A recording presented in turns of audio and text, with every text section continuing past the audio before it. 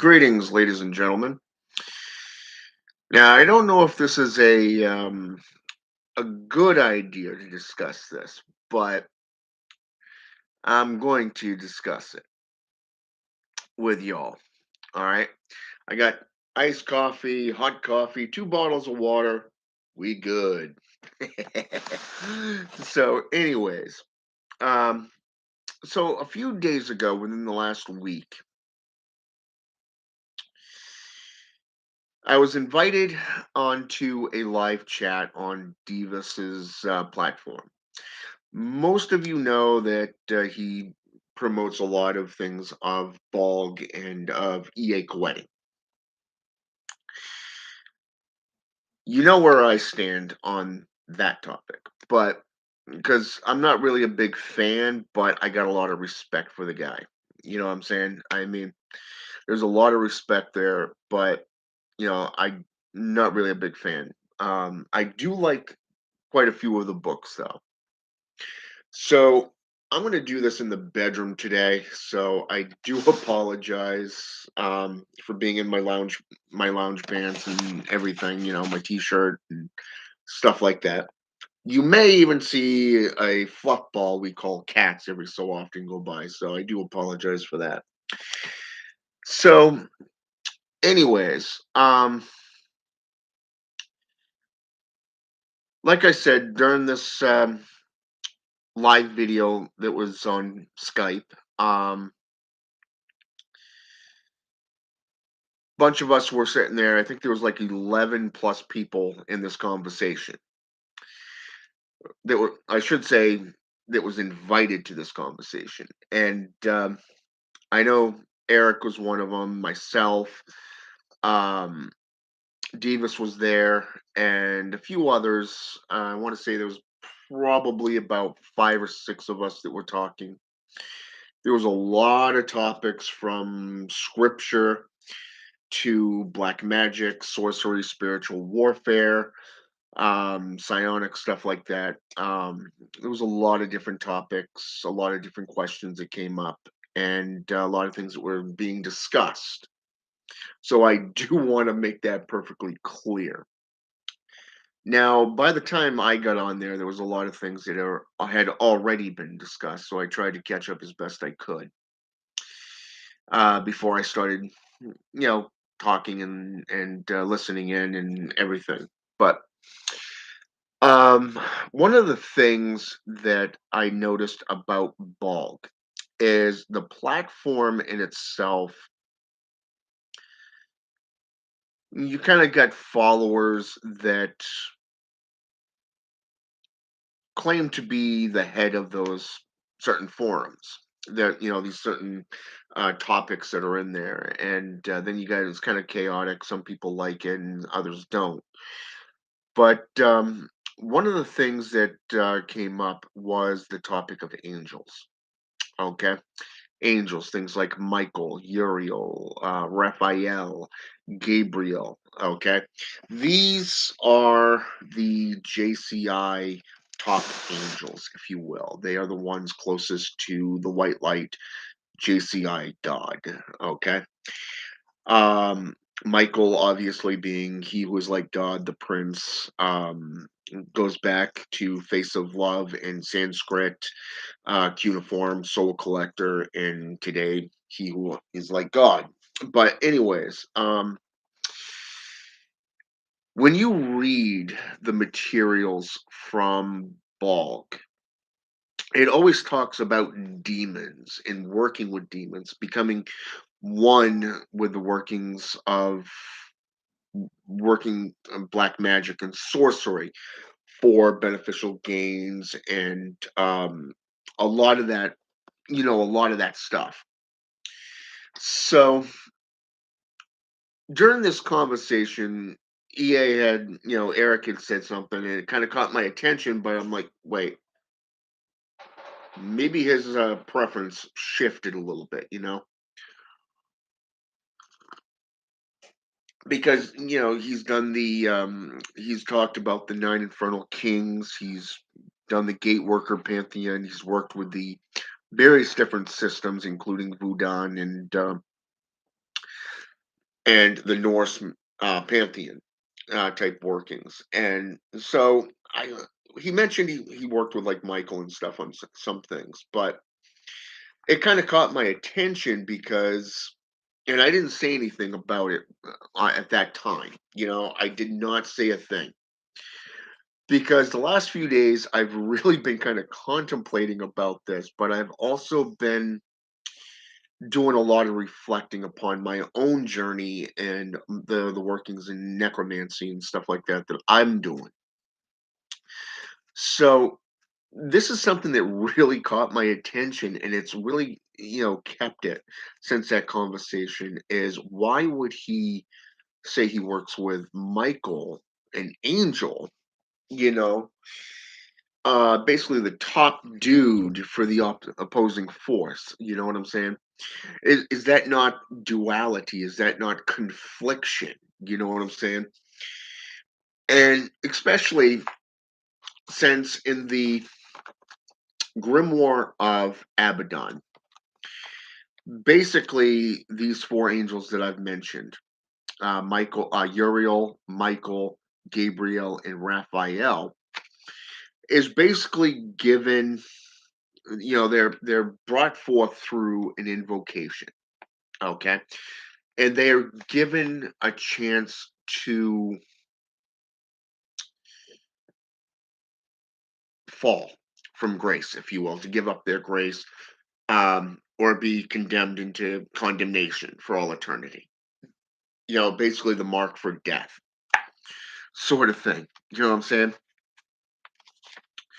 So I found this kind of interesting, that he said he worked with this. So I was like, wait, did I hear this right? Did did he say he actually worked with angels? I mean, don't get me wrong. I mean, according to angelology and a lot of the Jewish customs, Jewish, Hebrew, Islamic, and stuff like that, you have Asmodeus, Asmodai, who was in one story, in one mythos, is a former human that became um, a jinn. Basically Islamic tradition where he became a jinn.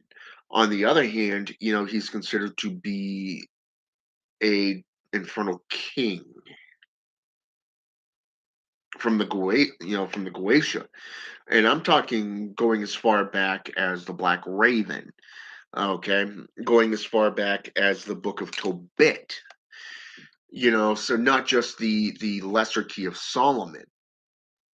And so where he's considered to be a demonic lord. You know what I'm saying? A lord of darkness. He's known as the ruler. He basically rules over lust and wrath, basically. But so too wasn't Satan. You know what I'm saying? He was considered to be a watcher, the chief Gregori. In angelology, and then around the 16th, 17th century, through the poetical texts, he replaced Beelzebub or Beelzebul, depending on which interpretation you're reading, the Lord of Flies, he who ruled over the witches' Sabbath, and the 3 days that Jesus Christ was in supposedly in the underworld, grabbing the keys to the fiery pit, he replaced Beelzebub with Satan. Okay, but Satan is also known.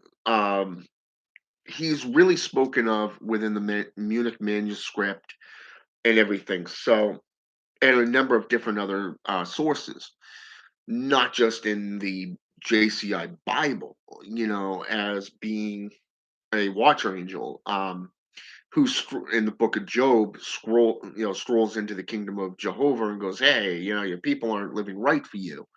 And Jehovah looks at him and goes, "Hey, have you considered my humble servant Job? You can do whatever the fuck you want, just don't kill the little bastard. You know what I'm saying? Don't kill him." And as we know from the Bible story, Job loses everything and eventually his own life. But uh, and then in the New Testament, we see him going before their supposed son of man, son of God, God in general, Jesus of Nazareth. And then Matthew's 4, we see him going doing this, taking them all over the place, going, "Hey, if you bow down and kiss my ass, I'll give you all of this." So again, angels are spoken of in demonolatry and in the JCI. And, those of us in the occult, those of us who have been around a long time, we know about fallen angels. You know, so see, working with fallen angels, I can see, especially if you're working with demons, if you're working with the agents of fire, such as the jinn, you know, even hell, even if you're working with the light bearer himself, Lucifer, who goes back to ancient Greek and goes into Phosphoros, the brother of Hespios. Okay, now could also be considered Apollo in Greek or Ra in Egyptian. You know what I'm saying? But hell, to sit there and say that you work with Michael after in this book, it clearly says that you give them a chance to, you know, tell God to piss off and, fall from grace and become a demon, so to speak. I mean, don't get me wrong, there's also a movie where Michael became Mahaziel, basically. Very powerful demonic lord that takes over purgatory, basically. God has heaven, Lucifer has hell, and he's taken over, purgatory, basically. Um, and I believe the movie was actually called Gabriel, if I'm not mistaken. But you see the duality here. You're giving these four angels a chance to give up their grace or become marked for death, basically. And you're sitting here saying that you work with them, with Michael and all them in this last video. 'Cause so it kind of took me by surprise, and it took me a while, but one of the things I've always known about Bog is that you have a lot of authors, a lot of different writers. So when you get a book like this, when you get a book like this, or say Belial, Azazel, you know, hell, Orion, you know, necromantic sorcery, you know, the necromancer. You've got a lot of authors, that jump in here and you write all this stuff. I mean, hell, even in the complete works, because you got the kingdom of flames, the works of darkness, baneful magic, evoking eternity, forbidden rites of evocation, the spider and the green butterfly, Vudan, crossroads of power, questing after visions, making conscious contact, Ipsimus, which I probably just butchered that fucking name just to begin with. The Book of Azazel, Grimoire of the Damned. Okay. So number one, you got a lot of authors that jump in here, and everybody has a task that they have to write. So number one, I get that, but if you're ruling a demonic kingdom, okay, especially if that's what you are putting out there in your videos before the fall, so to speak, why the hell would you want to work for the enemy camp? Hmm. I had a conversation a few weeks ago with Reverend Cesar 999 from the Vampiric Order. It's a satanic order, and it's more a radical, you know, a more radical satanic order, if you will. And I was thinking about, I didn't realize that he had put on he had updated his Bible, two more times. And then he put out other works, which I didn't realize. So I had to go out and find them and purchase them, or at least save them to be purchased, I should say. Um, Unfortunately, other things came up and they took precedence, so I never got around to ordering them. And I think one of them's actually off the market now, but it is what it is. Um, but anyways, Reverend Cesar, and I'm going to use his words in this, but I'm going to use my own words as well. Is basically why would I don't why would I associate with enemies, especially my enemies? You know what I'm saying? In his words, it's more of the fact that I don't associate with my enemies. I'm here to find people like me. Okay. And, I got to respect Reverend Cesar for that, you know, because he really puts it into perspective of with so much corruption and so much duality out there today,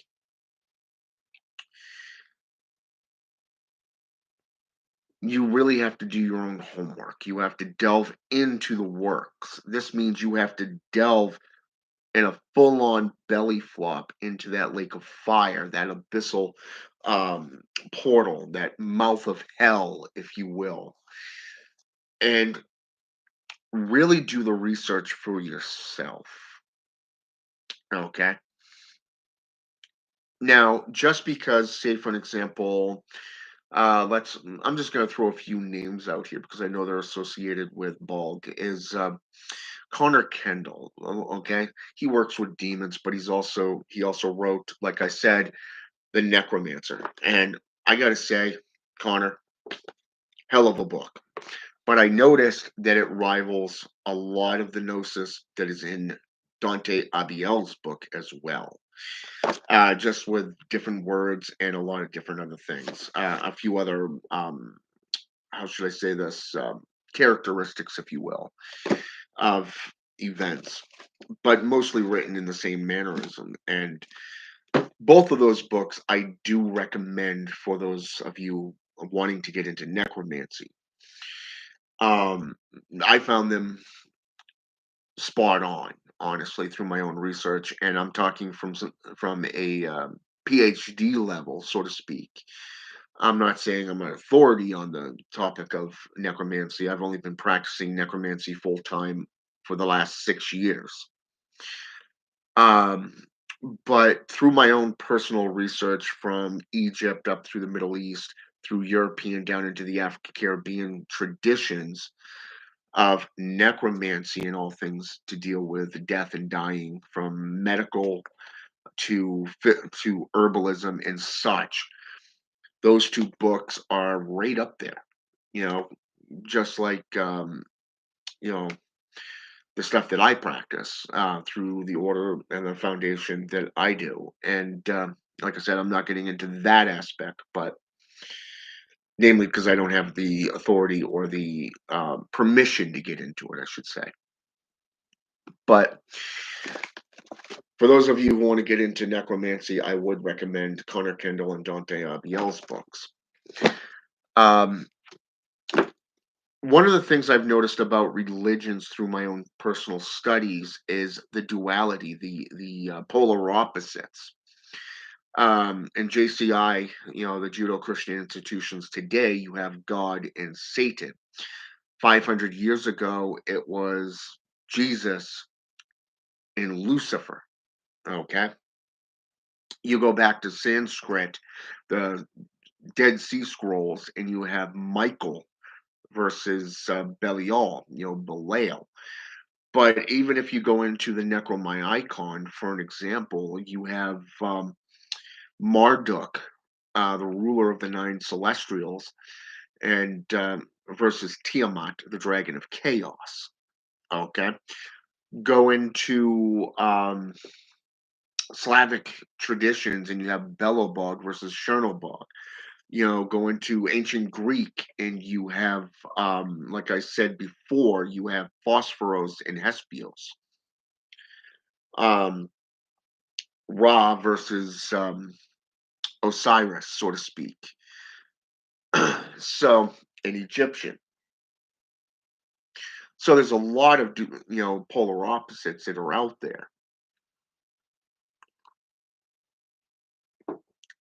So even if you get into Zoroastrianism, you have Ahura Mazda, known as the Black God, the Mad God, versus Orion, the Black God.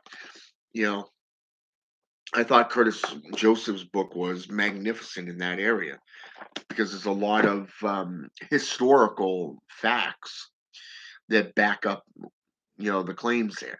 So there was a lot of it there, but um, there is a lot of things that, from a spiritualist perspective, that shows not only the opposing forces, such as light versus dark, heaven versus hell, um, two powerhouses like, say, Simon's Necromyicon, where you got two forces competing over our solar system, and we're stuck dead mass right in the center of it. And outside, in between us and them, is this vacuum of space. So I mean, no matter what religion you get into, there is this opposing force.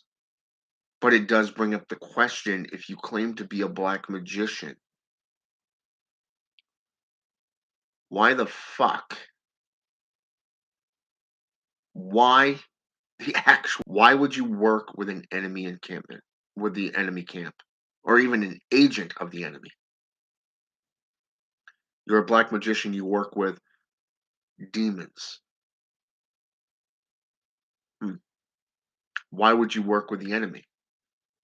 I mean, don't get me wrong, a black magician, a sorcerer, a necromancer, a warlock, a bokor is somebody that has knowledge in both the healing and the destructive natures, the manipulation of these forces, working with these forces and these beings.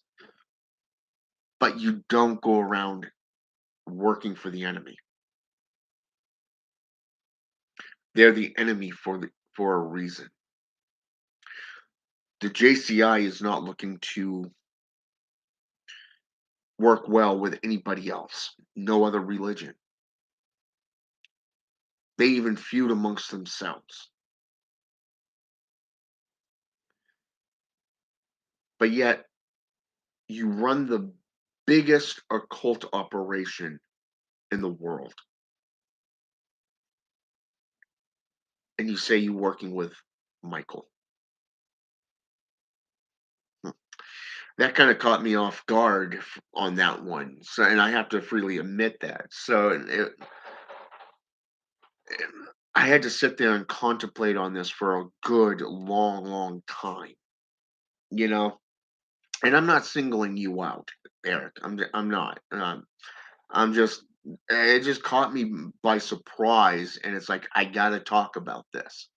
You know what I'm saying? I gotta fucking talk about this. I mean, they have their sentinels, they have their agents. I mean, they have the ability to use the news outlets, as you know. Um, and everybody gets, oh my god, he's a threat, gotta take down his platforms and everything, and shit like that. But that's just spiritual warfare.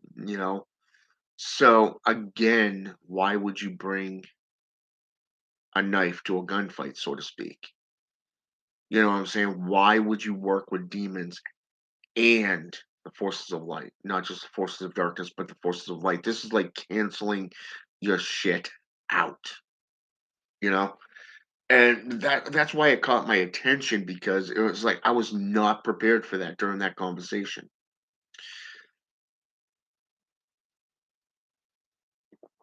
And it was right around the time that kid asked about something. I can't remember what it was right offhand. Oh, it was about spiritual warfare, and you and I got to talking about, you, me, and a couple others started talking about spiritual warfare, both physical and spiritual things that have taken place in our lives. Hell, even Joseph Doherty and myself were discussing this. Wayland and I were discussing this as well. And I'm not going to get into what was said between us and all that stuff. That's a whole nother ball game. And it was funny because of the fact that I look at my life and I was living with a Baptist woman. I mean, it was stupid. I get that. But we had a child together, and we can't say we didn't make it work. We tried making it work. But and I could see why people go with fellow black magicians and sorcerers, but even then you see how that ends badly as well. And it kind of makes you wonder why get into any form of relationship whatsoever. Somebody that has come to trust in the beings that I work with. They've never let me down. They've never led me down a desolate road, and I pretty much do that on my own. So it kind of makes you wonder, even, working with the beings that I work with, and I'm going to use this as an example, is I tried to go back once. It was a couple of years ago, and everything was going good. Everything was in my favor. And then I went from working with the beings that I work with, and I went back to working with Satan, Lucifer, Belial, and Leviathan, making blood pacts with Lucifer, Cal, and everything like that. And all of a sudden, the shit hit the fan. But yet, both of these parties are supposed to be kindred. They're supposed to be kinship, brothers, brethren. And once I went back to the ones that I work with now, everything just started going good. Everything was going great, no hindrances. Every so often, you'd see something flicker of a minor attack, so to speak. And normally it deals with finances, but or it's something to do with family relations, so to speak. But outside of that, everything was going good. So why would you see? I just can't wrap my head around this. You're a black magician. You work with demons. Why would you work for an agent of the enemy? You know what I'm saying? It's baffling. It's like you think even my own mother has asked this question, and I've explained it to her so many freaking times. It's only complicated if you let it be complicated. You know, knowing the things that I know, the avenues that I've researched, it all is conclusive with one sound, you know, ideology, which is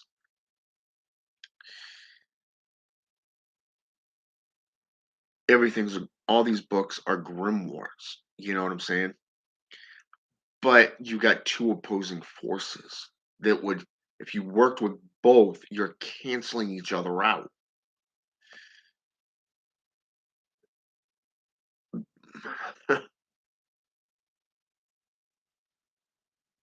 So I want to read something real fast. And I got into the works of darkness last night. And this is something that I came across because it was on my mind. And it's like, I understand that you got different levels of practitioners. And maybe it's just because, I was a Satanist for 30 years before, getting serious about my studies in other areas, getting into the African Caribbean traditions again, and then, getting into necromancy about 6 years ago and really enjoying it to the point where I made up my conscious mind of saying, hey, this is what I want to do for the rest of my life is be a necromancer. You know, maybe it's just me. I don't know, but I wouldn't work with my enemies whatsoever. So this is underneath complete works. Okay, the complete works, and it's page 67 in Works of Darkness. It's under the title Practitioner at the bottom of the page, and it says the practitioner takes baby steps towards adepthood, afraid that if he leaps, he may fall, or may even find that the seemingly delicate walls of the magical world will shatter. Okay? He is actively, albeit unaware to even himself, looking for the boundaries of this new world, treading lightly, not able to comprehend that which is limitless.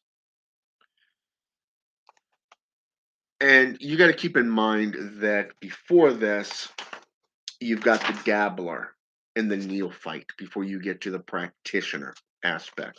I've well moved on beyond this. I'm now in chapter 2, which is about the symbols and stuff like that. But I actually had to put that up last night and I really had to go in and meditate on this and reflect upon this because of the fact that it really is duality. You know, you can, I mean, in the old world, about 500 years ago to 1,000 years ago, Magi studied alchemy. Okay, alchemy and herbalism, creating powders and stuff, and working with magical beings. And in the time frame that they were doing this, between 10 to 19th century. Now, even if we go from the Dark Ages forward to the Burning Times, the 15th, 16th century, and 18th century, witchcraft, magi, they really had to go by the church's way of doing things. So this is something that is kind of understandable. But even if you go into Nicholas Remy's works, his book Demonolatry, an ancient and historical and ancient account of witchcraft.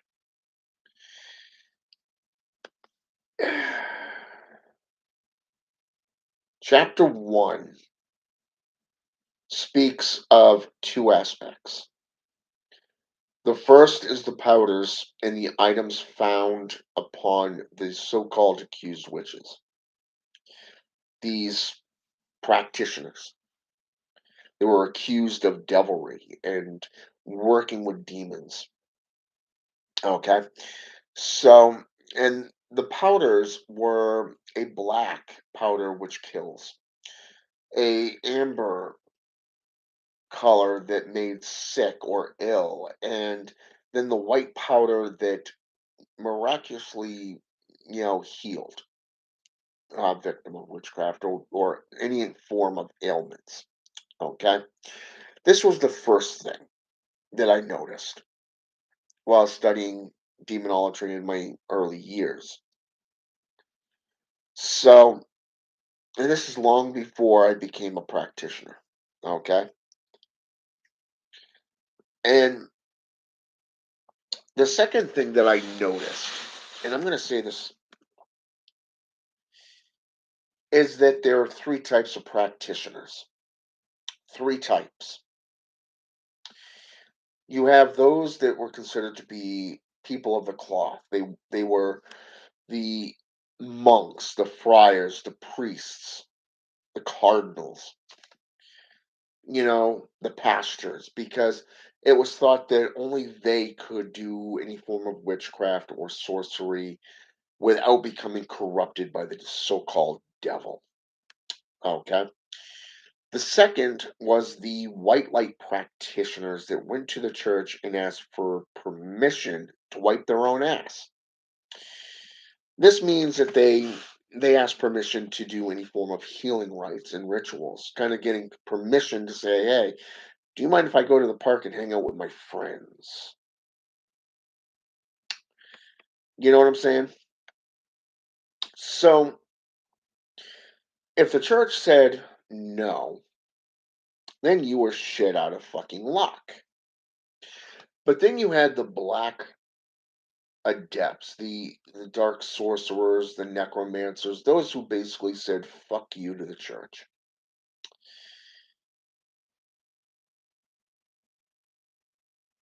These types did the sorcery. They studied what they wanted to, they practiced what they wanted to, and they basically put to use the more satanic um, aspect today, the two horns upward, which fittingly goes along with the JCI, by the way. The heel, you know, bruising the head of the serpent, so to speak, the horns thrusting up in defiance. So yeah, hold on for just a minute. I do apologize. Hello.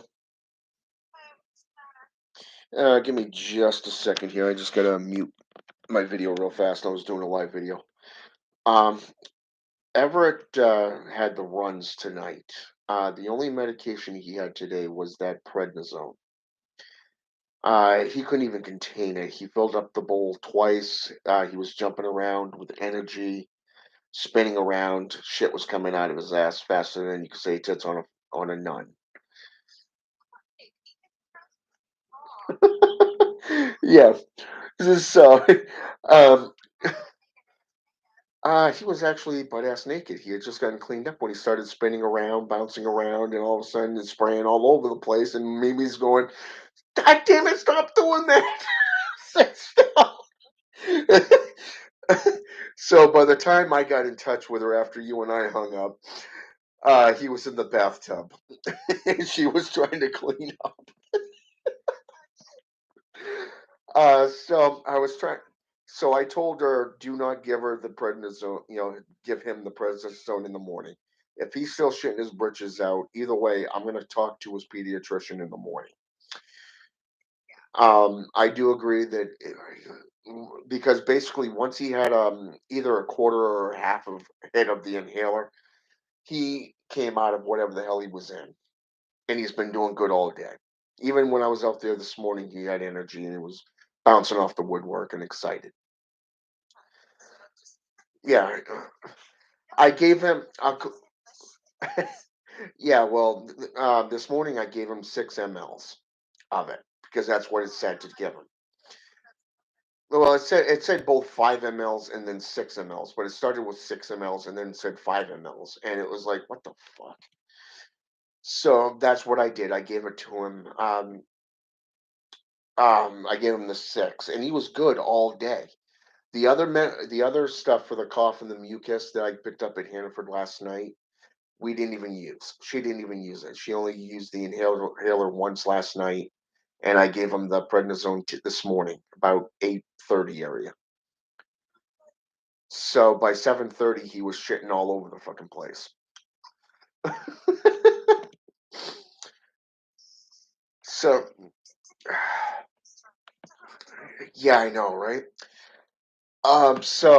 Basically, I told her if he's still doing this in the morning, he's not going to school. But either way, I am going to get in touch with the pediatrician and say this is what he was prescribed by this doctor. Um, what do you recommend? Mimi has the paperwork out there with her, and I did write down the time, the date, how much I gave him, and of what med. So, and then she wrote underneath because he had the liquid death coming out his ass. So I wanted to make you aware of that and see if you agreed with me or not on it. Well, he only has to take it. He only has to take it once a day, and it's in the morning.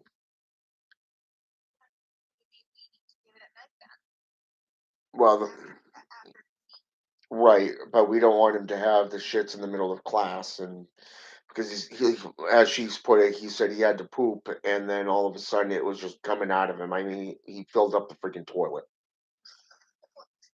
I made the small joke that I already knew he was full of shit, but yeah, really.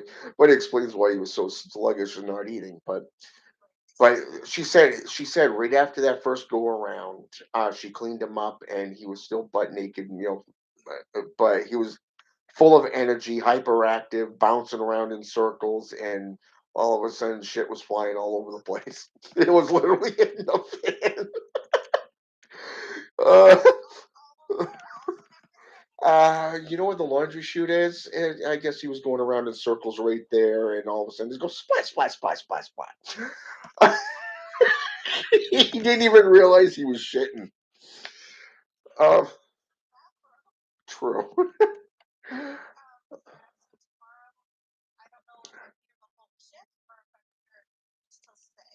Okay. But yeah, I told her, I said, yeah, I concur with you. Hold that medication. Don't even give it to him tomorrow. Yeah, that's what I think. And basically, it wasn't asthma. It was almost like a viral. It was that what do you call it? Like a pneumonia type thing, but it was like a bacterial asthmatic something. Um, I forget the name. It's written on the paperwork, but you get the gist of it. But yeah, that's what happened tonight around 7:30. So I figured I'd let you know and see what you thought about it, and if you concur. Yeah. So all right. I'm gonna go back to my video, but my live. Alrighty. See ya. All right, ladies and gentlemen, I apologize for that. That was my son's mother. My son was sick Saturday. We had to take him to walking care.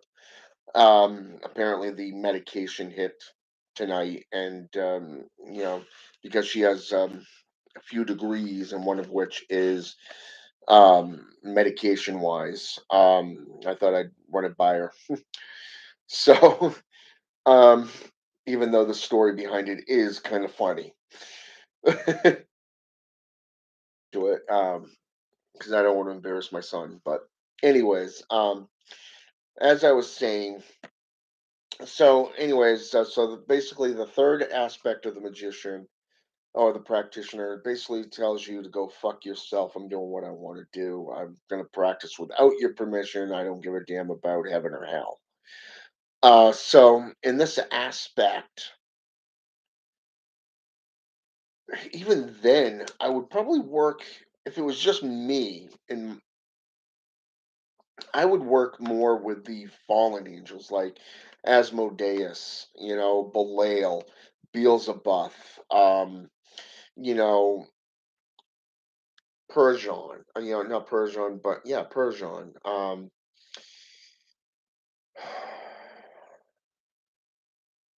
Lucifer, even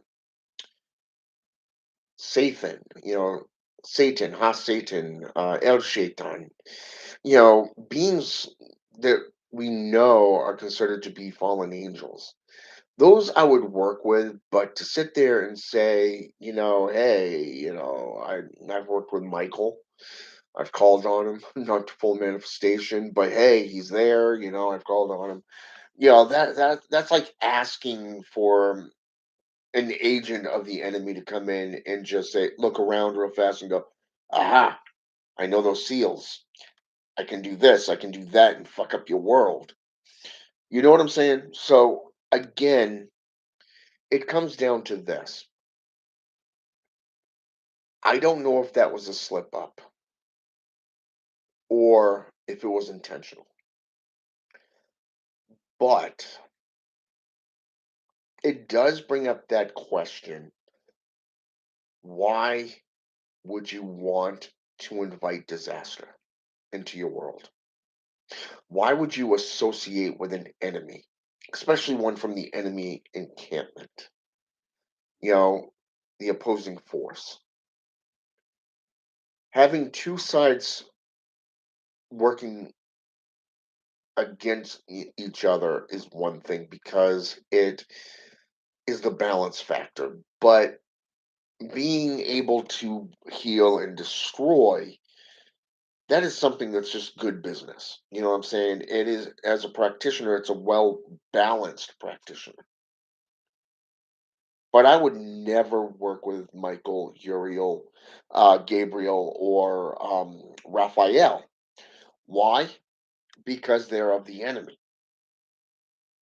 And every religion shows this.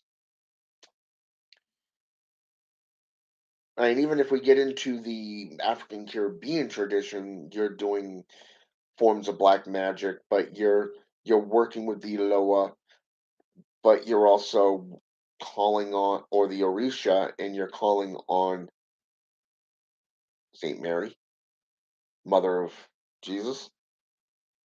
No, even even as an initiate and a practitioner of Pedo Mayumbi and Santeria, and now over the last year, Brujeria, even Haitian Voodoo,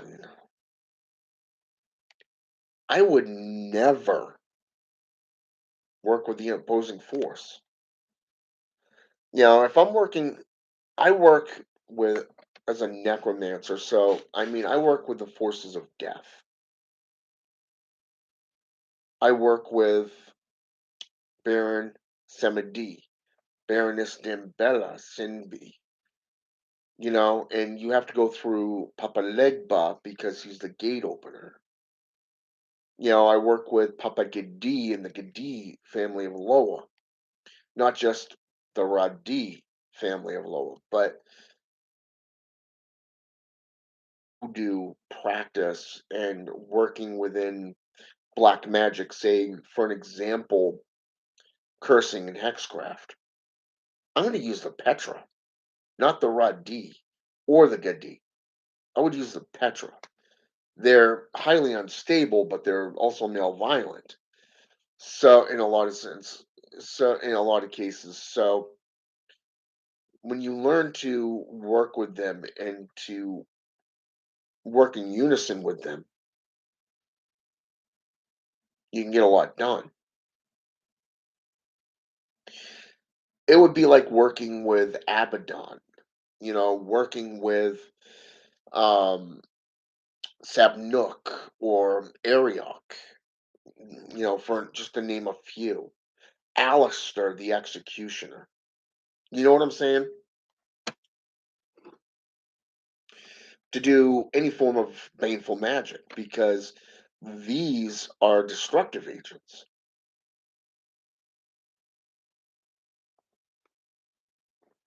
I mean, yeah, you can also call upon the nine kings of the Goetia and say, hey, you know, I need your abilities for persuasion, you know, your education, you know, of sciences or magic, whatever. Say, hey, you know, I need all three of these, so I invite all nine of you. You know, I may work with Asmodeus, I may work with Balaam if it's sorcery against a woman, you know, but especially if it's an act of tearing a family apart, you know, I'd work with like Belial, you know, for the authority aspect, but for the persuasion, I would go with Paimon. You know, I would also invite Belith for invisibility. You know, even Baal, for an example, the Destroyer. You know, the Lord. You can use all of them for, you know, and petition them for a number of different things. But why would you turn and go to an enemy? Uh, That's unfathomable. You know what I'm saying? That's unfathomable. I don't get that. I really don't.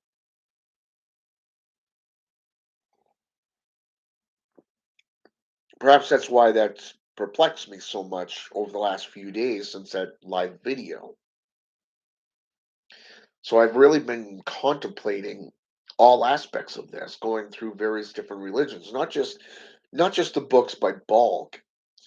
I've gone into Voodoo, Santeria, Pelo, Brujeria, and when you have Diablo, for an example, in the African Caribbean traditions, Diablo or El Diablo is the devil. Even as a necromancer, you'd work with El Diablo. So the Bible speaks to various different baneful spirits, from Legion to Beelzebub, Belial, Satan, Lucifer, Azazel, Asmodeus, you know. So, I mean, why would you sit there and call on Michael in the Old Testament or Gabriel in the New? Especially if you're a black arts practitioner, and yeah, I mean, we know the Bible better than most Christians, but that's beside the case. And it's got nothing to do with it. It's, why would you work with an enemy and call yourself a black magician? Holy fuck. Like I said, that's just perplexing to me. I I don't know. It's been bugging the living hell out of me since that video. And I had to come under the here and do this video. I mean, in certain cultures, certain like the Devi, the Jinn, they're considered both like the daemons, for an example. I mean, in ancient Greek, they can be good and evil, but all of them serve a purpose, and especially in Hinduism belief structures. But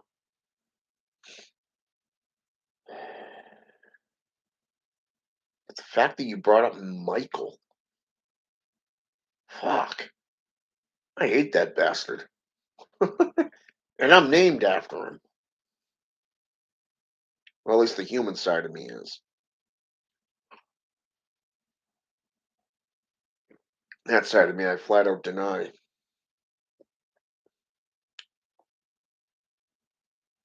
I shun my human family because I'm more of a. My family is the demonic. I work with them. They are my kin, my kish. I would work with the fallen angels, but hell fucking no would I go to the enemy. No, that just would never happen. The fact that you came out and said that in that video, wow, that you've called on him. I mean, granted, you didn't go into a lot of detail either, so I mean, I could be reading into it all wrong, and I do have to say that, you know. Um, but that is just perplexing, man. That's all I got to say. But anyways, I wanted to come on here and kind of just say this because it seems like a lot of people today, when they get into a religion or go into a different religion from what they've been brought up to or led to believe, they always bring that dogma with them. You know, those belief structures are always there and they don't shun them, they don't get rid of them, they don't open up their minds for new possibilities. And I get that. I mean, it's hard to do. I mean, do you know how hard it is to go, being a practicing necromancer and have to give 3 years of your life to an apostolic evangelist just to become an ordained minister? Do you know how hard that is? That fucking sucks. especially when you don't believe in their bullshit and their dogma, you know. But just because you make a deal, a pact, doesn't mean that you walk away from your path in the in everything that you swore to do.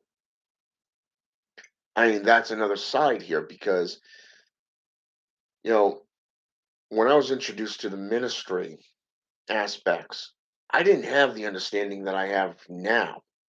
And we're talking 12, 13 years, you know, since that time. Because when I first started learning to become a minister, it was '09, oh 10, 2010 area.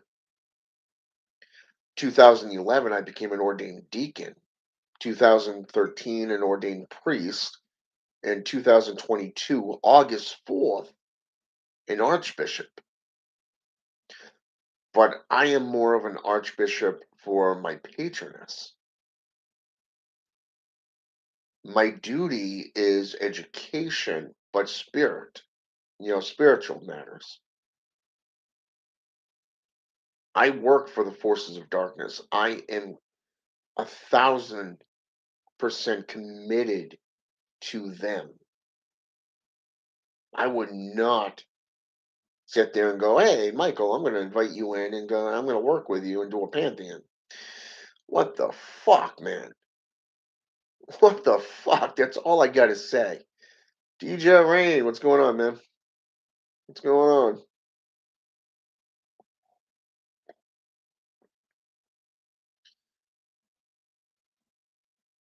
But the last thing I expected was for you, EA, to sit there and go and during that video and go, "Hey, yeah, I've called on Michael," and I'm like, "Wait, what? Fuck!" That blew my mind, and man, I'm telling you that right now. That took me by surprise. I was out of everything that was, the way that discussion was going, you know, from what from the time I got into that. I mean, yeah, I was late to that discussion, but from what all the questions were, what everybody was talking about, even when you, myself, and a couple others were sitting there talking scripture there for just a moment, on it being just another grimoire of spirits, you know, it was the last thing I expected was for you to come out and go, "Hey, yeah, I've called on Michael. I've worked with Michael." And it's like, what?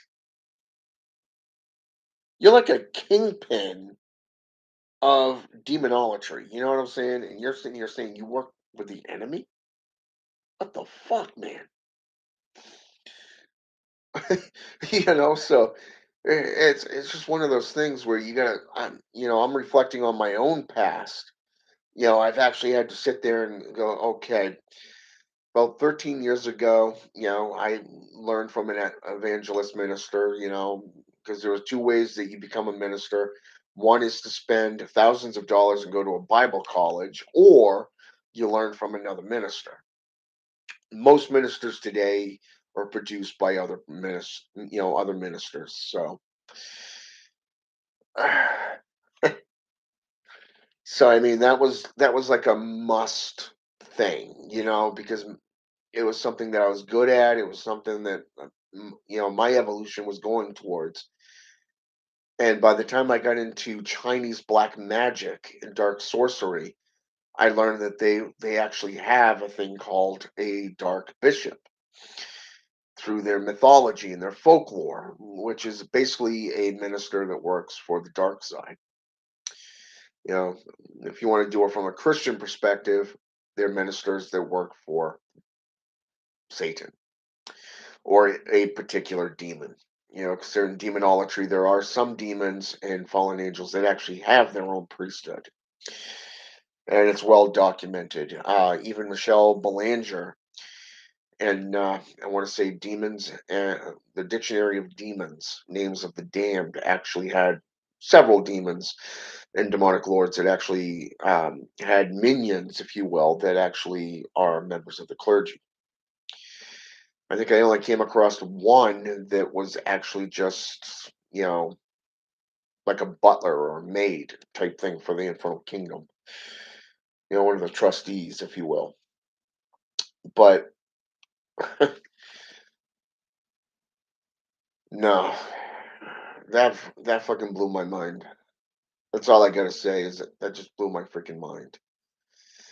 So, I mean, YouTube will probably censor this video, and if they do, that's why, because I'm talking about Balg and EA co-editing, on this video, and of course their materials, and even he said that they basically have gone over, certain groups have gone over all his books and everything.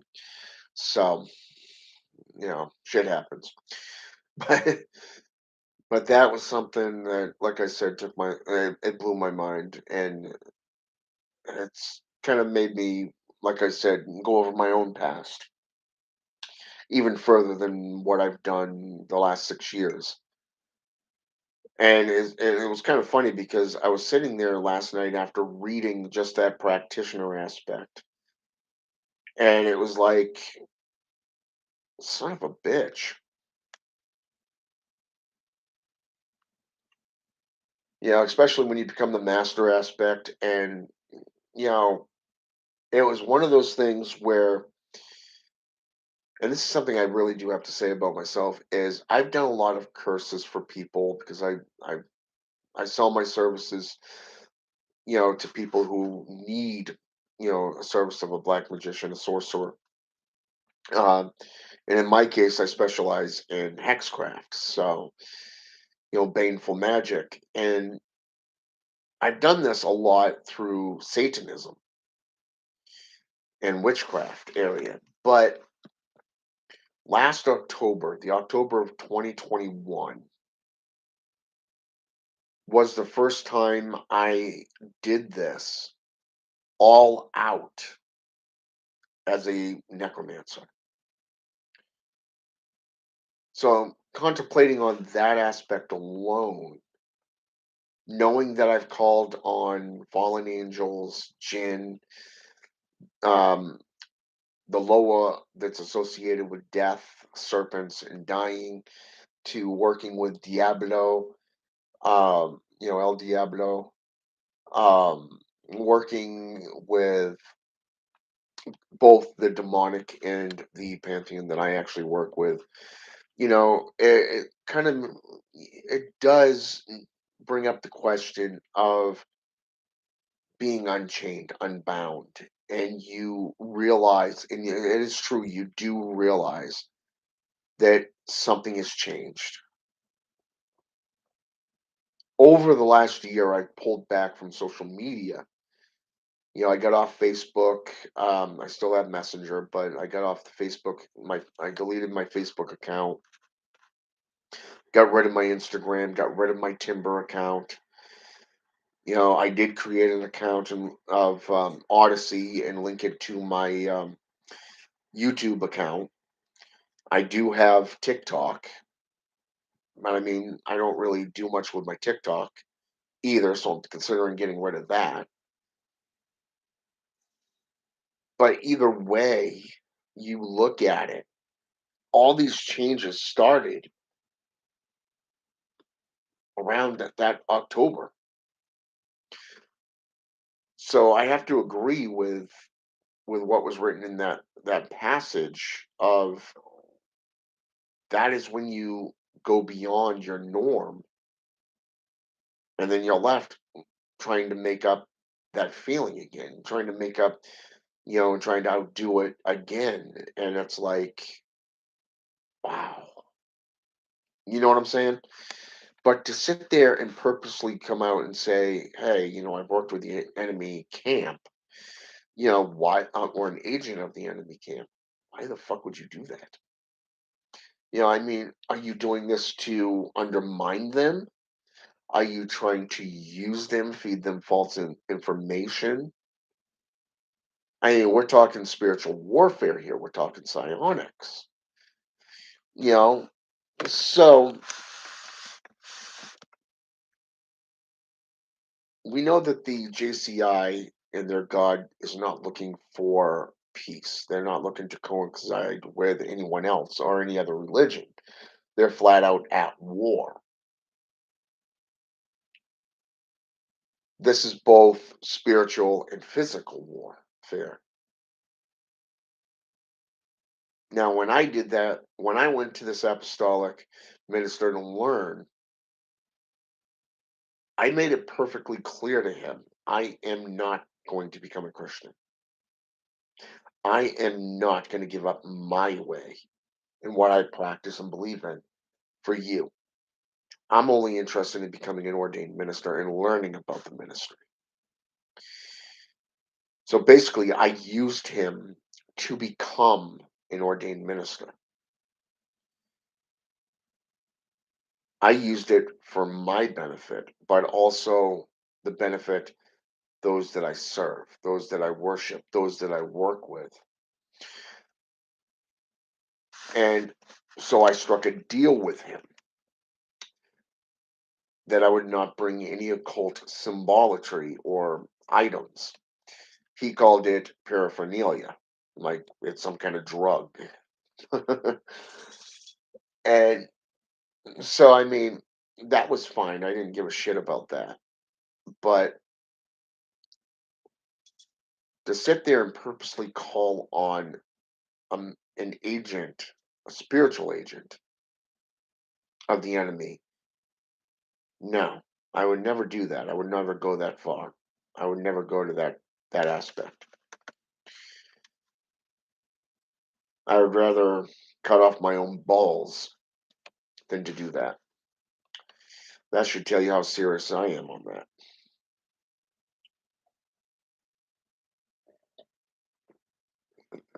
So you can imagine why my mind was so blown when you came out and said that you called upon Michael. And like I said, you didn't go into a lot of details. So I do have to give you that benefit of the doubt on that one. Why would you want to work with the enemy? I mean, I could see, like I said, using them, feeding them false information, using them for personal gain. But no, never call them. I would never call on them to work with them, to learn from them. No.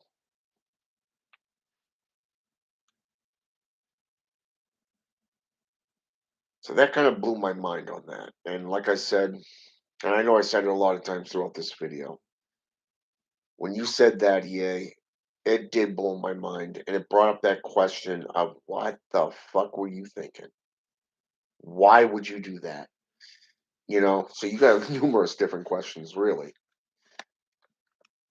But I have to say it. I have to, come on here and go, hey, what the fuck, man?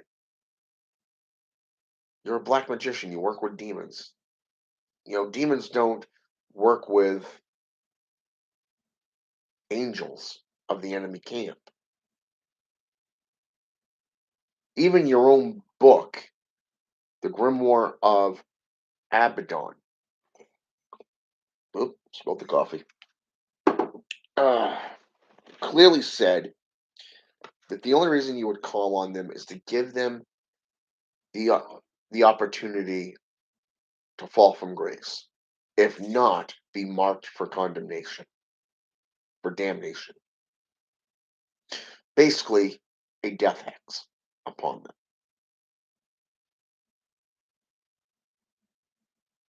Nowhere in any of these other books do you even mention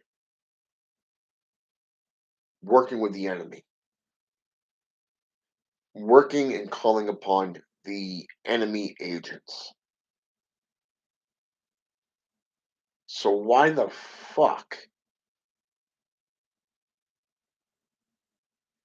under that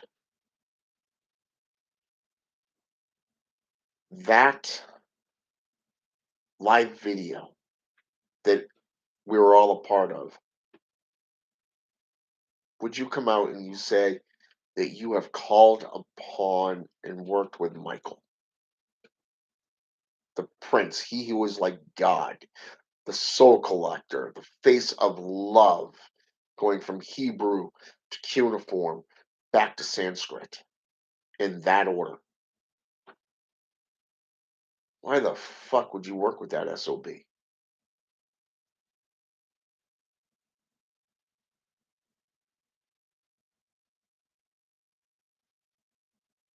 I don't get it. I really don't get it. I've racked my brain around every aspect that I can possibly fathom and contemplate on. And it comes down to this question: what were you thinking? Why would you do that? I mean, hell, even in your last video that you did on your Odyssey account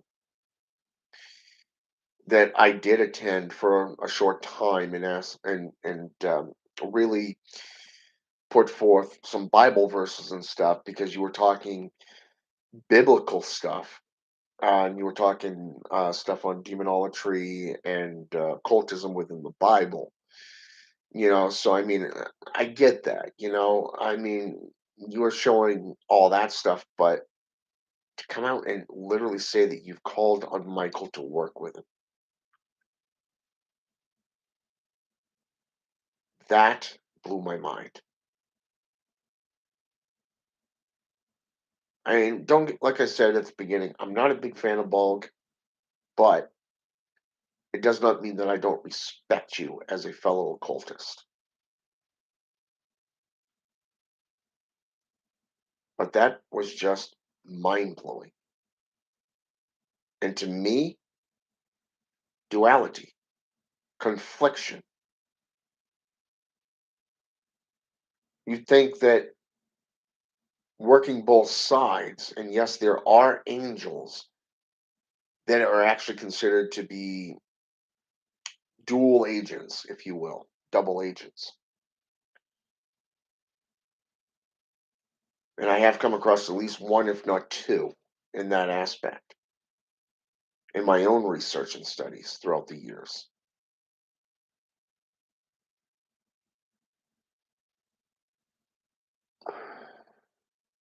I don't know, man. The more I think about this and contemplate on this, it still brings up that question: why? Why? If I speak on biblical terms and use scripture, it's to get a point across. Because even Christians know that I know the Bible better than they do, and they leave me alone because of it. Hell, they know my reputation hands down, and they leave me the fuck alone. They stay out of my way.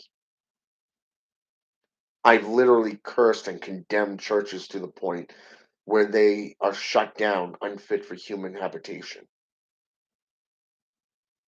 That's what I mean by reputation.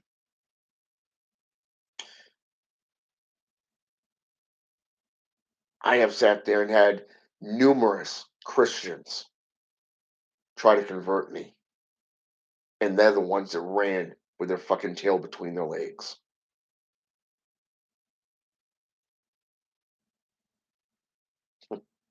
I mean, don't get me wrong. Yeah, I've kind of slacked off in the warrior department over the last 6 years. I really have. But that's because I became a dad, and I now have a 5-year-old son. His mother and I were together for about 6 years, 6.5 years area. We recently broke up about a month or so ago after she cheated on me for the third time, and I told her to leave the keys at the fucking door and get the hell out. I'm done. Um,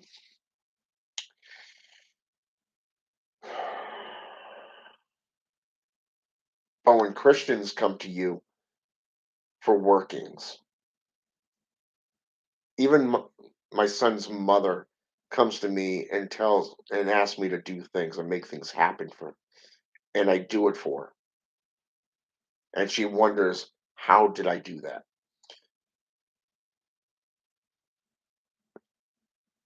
Then she'll sit there, "Who pissed you off?" Because the weather is insane. I've created heat domes over the eastern side of the US, not once, but twice while doing curse workings. And yes, they literally coincide in the same dates that I've done this. I've g- I've gotten into arguments with her, and all of a sudden we're talking violent thunderstorms, severe thunderstorms come out of nowhere.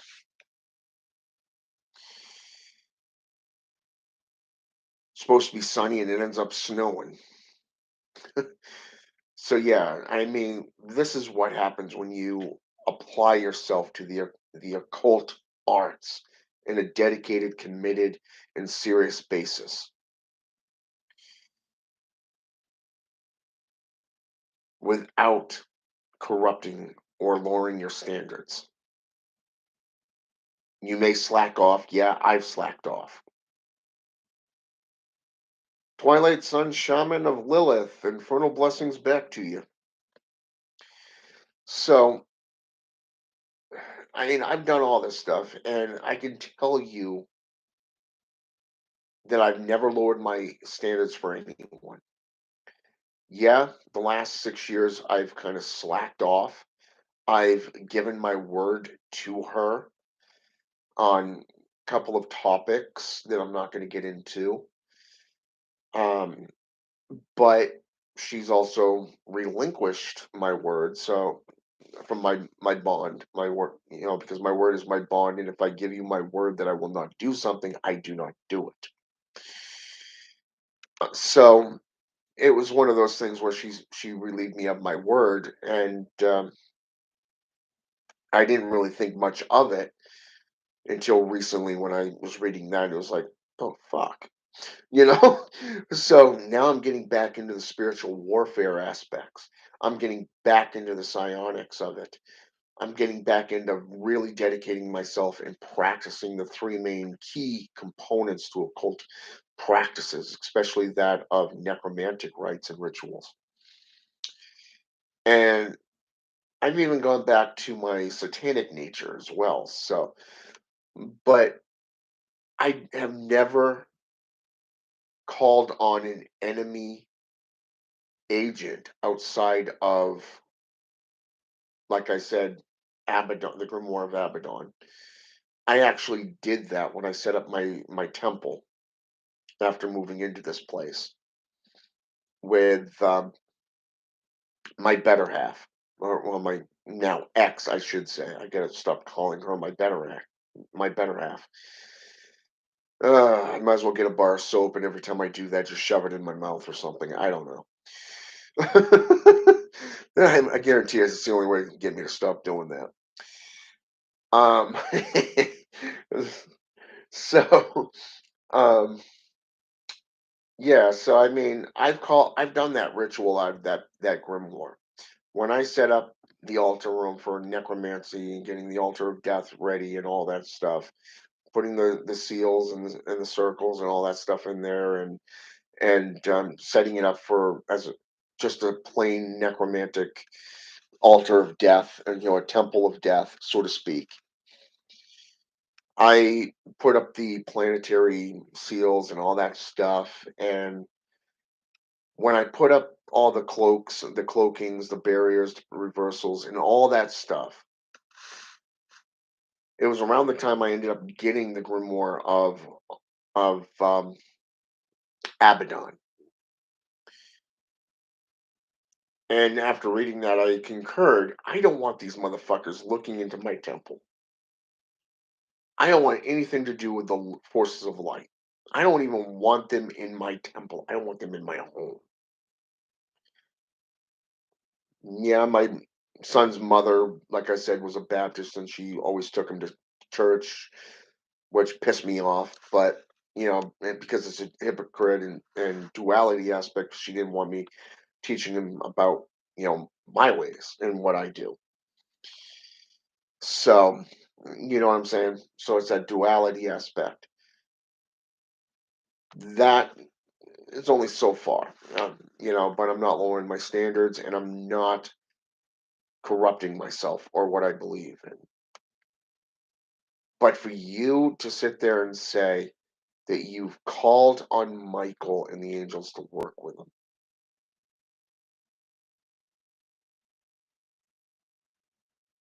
over the last 7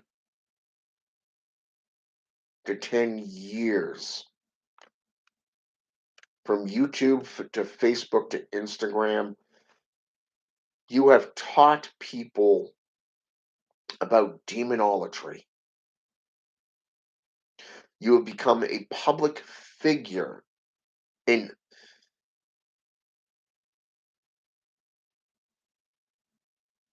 the eyes of the occult community as a devil worshiper, an agent of darkness. This is your whole persona. You've created an organization, a business of how to become a living God. And like anything, it only took one bump in the road to tear it all down, to put that proverbial kink in that armor. And yes, I'm referring to the murders that took place over in England that had nothing to do with you or Ball. It was just some punk that, you know, got on for about 2 weeks. Didn't have a fucking clue what he was doing. That was very evident. But here it is. For somebody who's been around as long as you have, as long as I have, as long as Reverend Cesar 999 has, as long somebody who's been around as long as, say, Alistair Knott, or let's go with Anton Zander LaVey, for an example.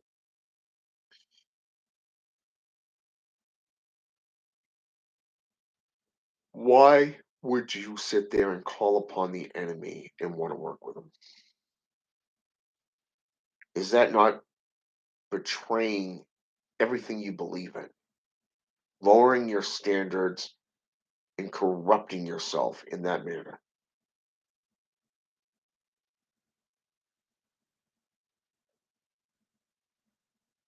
Maybe that's just my perspective. Maybe that's just my view. But after talking to several people that's been around for a while, better part of 10 years, even they have said they would never do that. It's duality, it's hypocrisy. It'd be like canceling out your own works.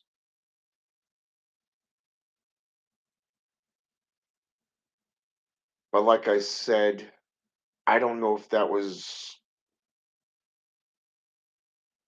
me misreading what you were saying or it was an act of misdirection. Maybe it was a,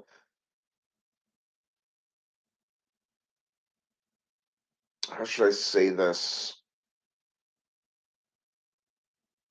Poor choice of words, if you will. You know what I'm saying? I don't know.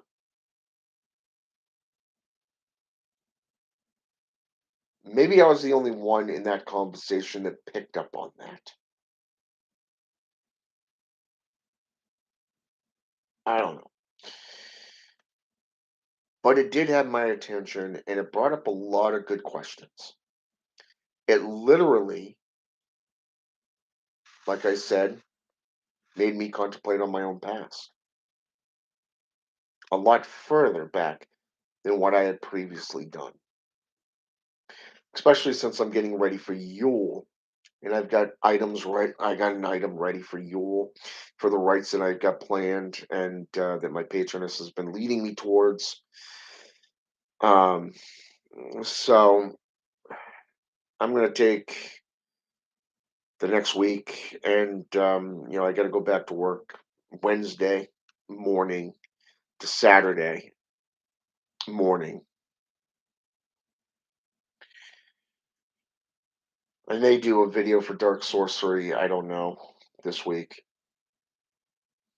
Maybe a book review. I don't know. But for now, this is what I wanted to say.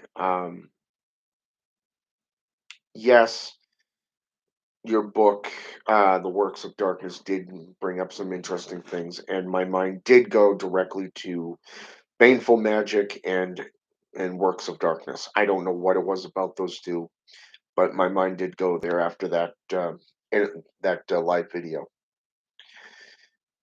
And I said in the video and a couple other videos that I've done, I've been heavily influenced and going back into my research into psionics and spiritual warfare. I've been getting back into that and getting really serious and pulling away from social media a lot too. So,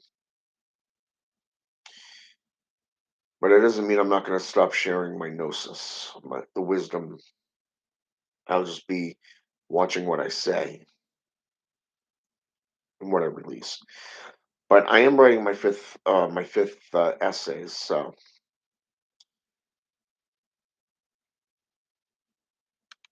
I just noticed you were typing up here too.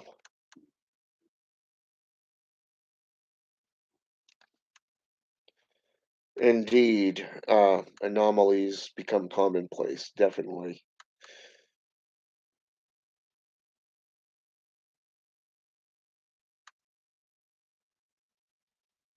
cool. Hope you're doing it for you and not them. That's the only thing I'm saying is you never want to initiate into a group for somebody else.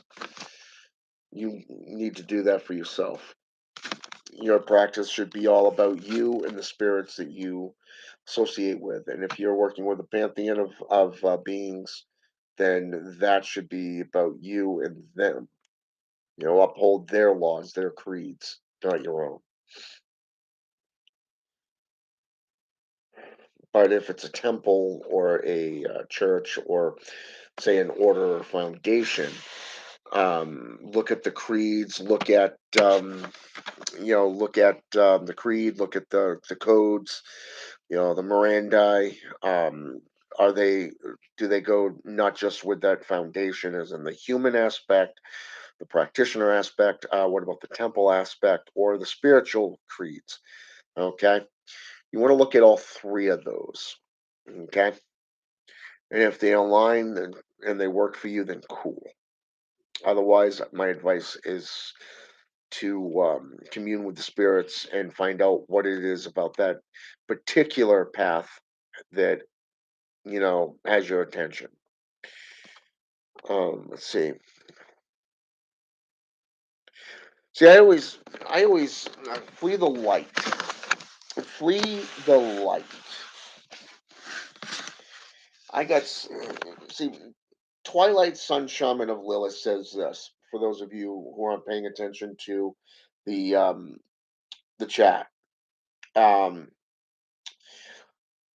flee the light. Yes, got so much crap from people for completely shunning the JCI and its mindset because the mindset still exists outside of people who consider themselves religious. So this I too have found, truth. Those with an opinion, those that have a different thought, a different view of it, definitely you end up becoming shunned and you get judged and you know all that other fun stuff that goes along with it.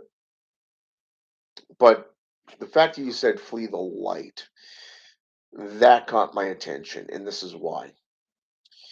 Years ago, when I got into the six and seven books of Moses, I started working with a Mesopotamian deity. a blood pact, a demon of blood pact. He was known as the Lord of Blood Pacts, and his name is Mephistopheles. Mephistopheles. I love that being. I love that demon. Man, he is a trickster, but he is one hell of a being to work with. Loved working with him. He was one of the first few that I worked with years ago. And I once said, like Mephistopheles, I too shun the light. Now, what does shun the light mean? Because it could mean a lot of things from different people. It could be you're shunning the daylight, to shunning the JCI, like Twilight here said, like I've done. And in the earlier days of Balg, I thought that EA was kind of cool because I always, like I said, I always in past videos, I've always respected the way he represents himself on camera. The way he speaks is so verbally clear. It's precise and to a point. He's meticulous with his words, but he doesn't give education like I do. So I mean, that's just a perspective. Um, Having that perspective of education allows people to go, "Hey, okay? So these are the sources that he got all this information from." Okay, so basically, he lived up to the first creed of what he lives by, the code that he lives by saying, "Hey, whatever you preach, always back it up with numerous sources." Bam, you got 5 sources right here. I'm going to go delve into this and see what I can get out of it. Okay.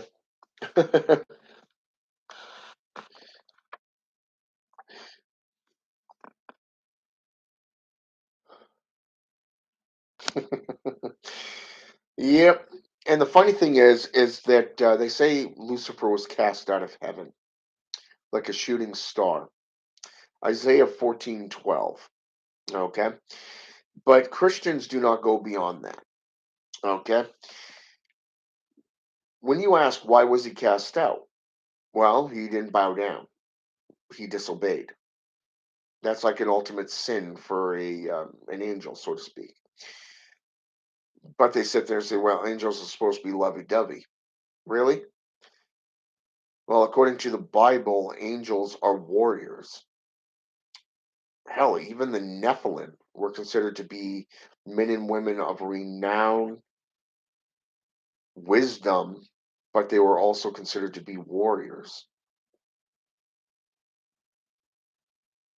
That's the interesting part.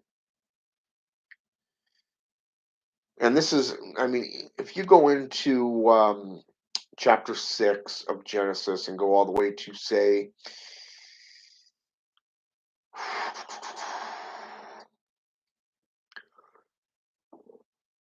let's go to chapter 9. Okay. First of all, they're messengers of God. Okay. They're messages of the Lord, so to speak. When we talk Sodom and Gomorrah, there was supposed to be a village that was so, or a couple of villages that were so condemned, through um, same-sex marriages, or so corrupted that there was like one family that was just. And the story goes that these 2 angels were sent to tell this family to get the fuck out. Okay, to just get out. They were there to destroy it. Okay. The woman was the only one stupid enough to look back because they were specifically warned, run away for the hills and don't look back.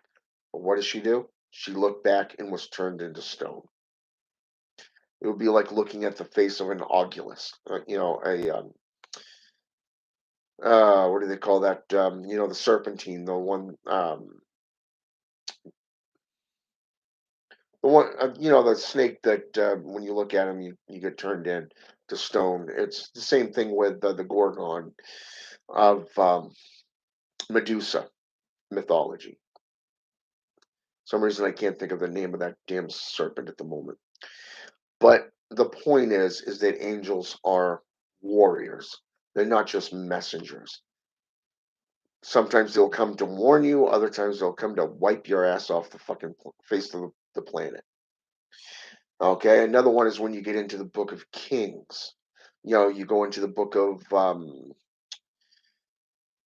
yeah, in the book of Kings and in the Chronicles. Okay, what are the stories there? Well, let's see. Michael came and slaughtered 1,000, a couple, what was it, like 1,000 or 2,000 enemy soldiers under the cloak of night, a single night. Okay. So if you think about this, where in the entire Bible do you think that they are there in peace and love? Just think about that for just a moment. Lucifer's only sin was to sit there and go, hey, are we not all your creations? You go into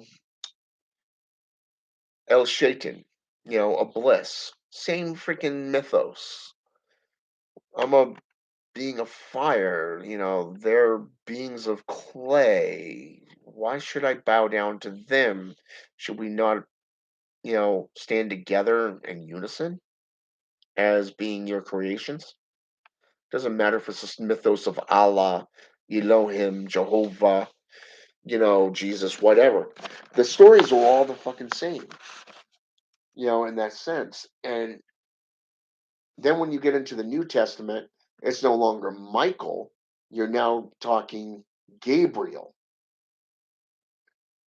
Gabriel comes with a message. He's showing the messenger side of things. And this is the only two sides to angelology that you see in the Hebraic systems. It doesn't matter if it's Catholicism, doesn't matter if it's Islamic, Judaism, Hebrewism, it doesn't matter if it's mainstream Christianity. It's the only two sides to angels that you see outside of the fucking Nephilim. Okay? And the Nephilim are the children of the gods. The angels, the demons. They're the half breeds. That was the only reason they were feared and wiped out. Okay? That's the only reason the Great Flood took place. Wow.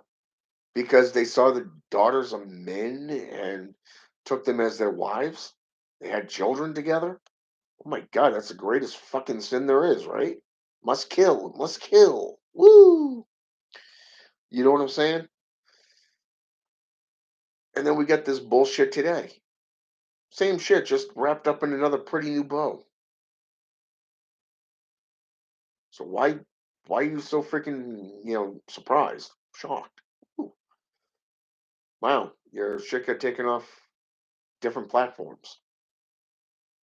Zuckerberg's platforms. Biggest fucking loser there is there.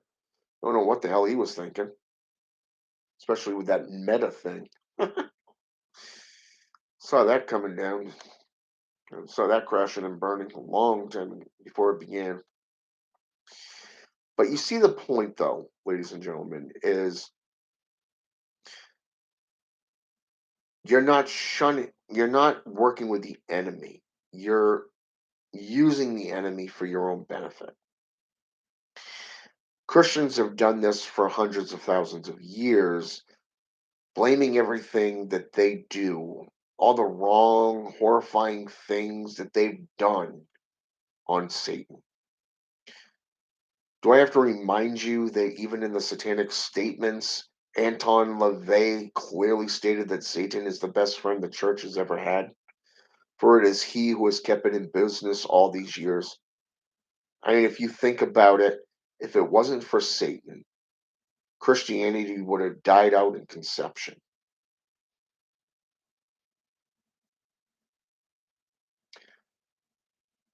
but they feed into the populace's fears and they use it to their benefit to entrap you and ensnare you in their hypocritical duality and lies.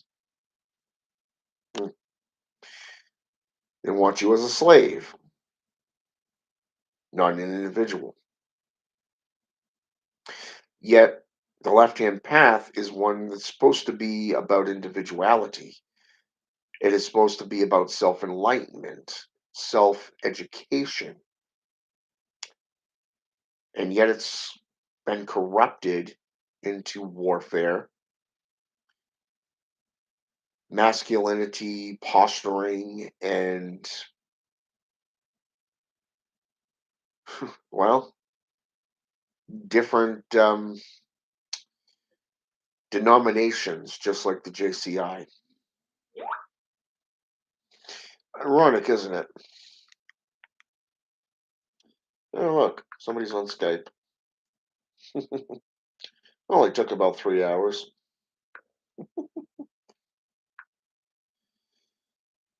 Uh,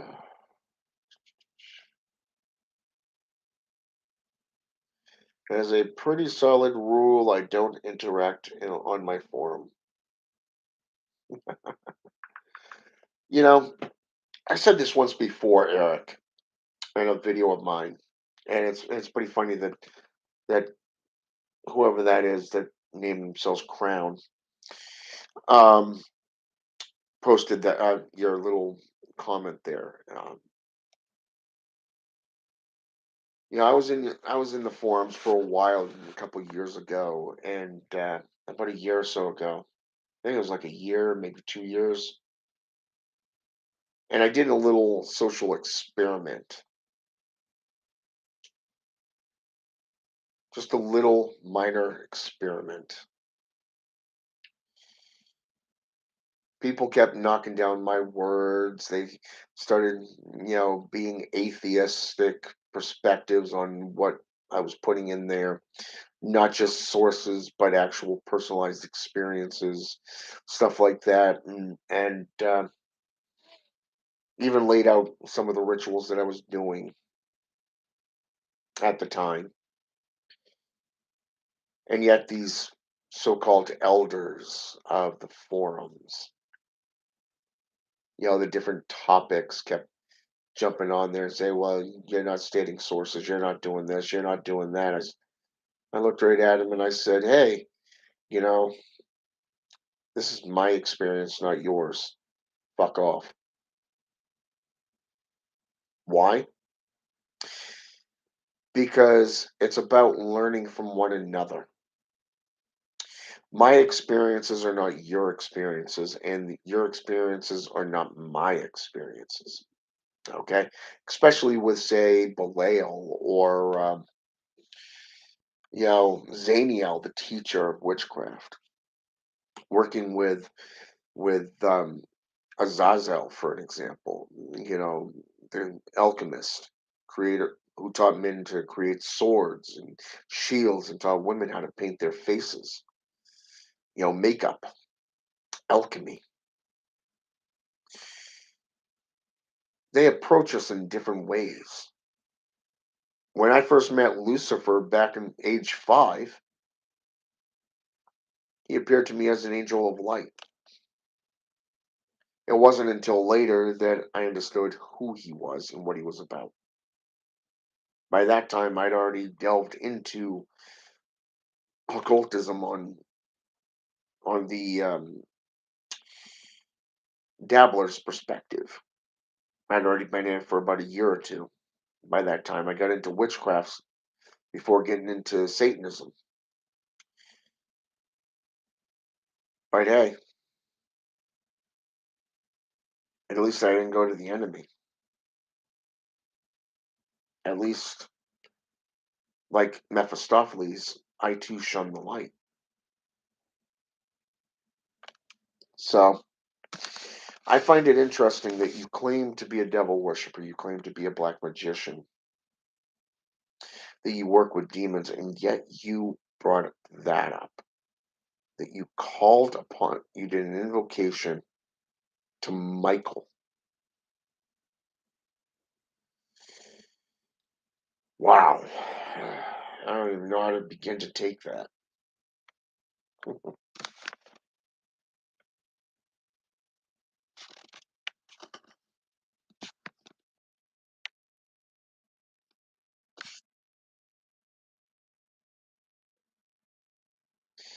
Exactly. True teachers create teachers, not dependents. You see, that's why I like the path that I walk, is because my elders, they don't do the work for me. I put a lot of dedication into my own studies and my own practices because it is about you and your own descent, your own evolution. Okay. Now, if I had a question, let's say for an example, earlier in this video I mentioned the opposing forces such as Bellowbug and Shuttlebug. Okay. I typed in the spelling that I knew about. I got nowhere for almost a year. I typed in my patroness's name, and a year later, I was sitting there talking with a fellow brother, and we started remembering, okay, in some languages, they drop a vowel or they drop a letter. In other times, it's spelled differently. It's pronounced differently. Like Astaroth, Astaroth, Astaroth. Okay, Asmodeus, Asmodai, Asmodee. Okay, you see how things change, but then you take things like an angel's name, like let's say for Michael, Mike, Mikey, Micah. Okay, just to name a few. Okay, all these names. Okay, I'm just gonna get more comfortable here. It's called my ass is falling asleep on the bed here. Um, so you're seeing right here how things change over time. So he and I figured out that the one patroness that we both have, we actually found out who she was really and her real name. Okay, so the name that we knew her by was not actually her real name. So we ended up figuring that out. So this is what happens. And so if you have a question, you can go to your elder and say, "Hey, I for the better part of say 6 months, I've been studying the lineage and the history of say, let's go with Lucifer from the biblical account." Okay, people look into demonology, but they forget he's also an angel. So you got to get into angelology. This takes you into mythology, folklore, historical accounts, archaeology, even. Okay. So by the time you finally get to ancient Greek and you get into Phosphorus, or you go into the Roman pantheon and you get into Apollo, the sun god, you go into Egypt and you get into Ra, you know, hell, even Soroth or Inti, go into Inca and you get Inti, okay? Just to name several right off the bat that are associated with the sun. Oh, you know what I'm saying? Excuse me. So, um, in actuality, names change, spellings change. They are seen similar but different worldwide. And you come to realize that certain spirits or certain entities are known throughout the world by different names, different spellings, different temperaments, different personalities, but the traits are always common. Okay. This is the one thing I've noticed through my own studies. So by the time you get to your elder and you've been studying this one being, and all of a sudden, they'll be like, okay, check into this, check into this, check into this aspect. Like, for an example, I was asked to write an essay on Egyptian necromancy. I spent the better part of a year delving into necromancy. Wrote three essays, three of which were um, published by Edgar Cavall in his Sabbatica series. Three books. Um, I sent him down my fourth essay, which I haven't heard anything back in a few months, but it's okay. And he's probably waiting for the right time for that one. And I'm writing my fifth essay now. So about couple of months ago, I happened to catch a live video by Frank White, the founder of the Serpent of the Grails, and I only started following him because he was associated with the EA wedding for a short time and the older works of Bog. And it was funny because of the fact that he was just doing one of those Q&A type questions, type videos. And so I chimed in. I said, hey, I was asked to do a thing on Egyptian necromancy, and I have been delving into this for like a year, and I've come across necromancy worldwide, down to ancient Greek and Nicaea, and that of nigromancy and necromancy practices from medical and so forth. And I'm trying to find out sources that were found in practiced in Egypt and Africa. And he thought about it for a second, and then literally it was like a second, and all of a sudden he just named off like the Shem priesthood of Giza. And I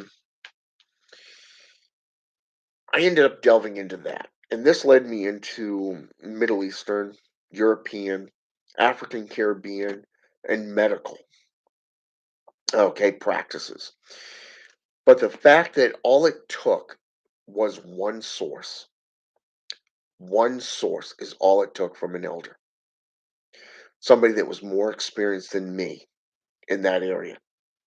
It would be like you going to Aleister Crowley, who practiced a lot of stuff from African perspectives. The African pantheon and traditions of black magic and sorcery. All it took was him to tell me about the Shem priesthood. He spelled it out, and I looked into it. I delved into it. I did the history, and it led me into so many different areas. The next thing I know, I had like 3, 4 essays written, and people loved it.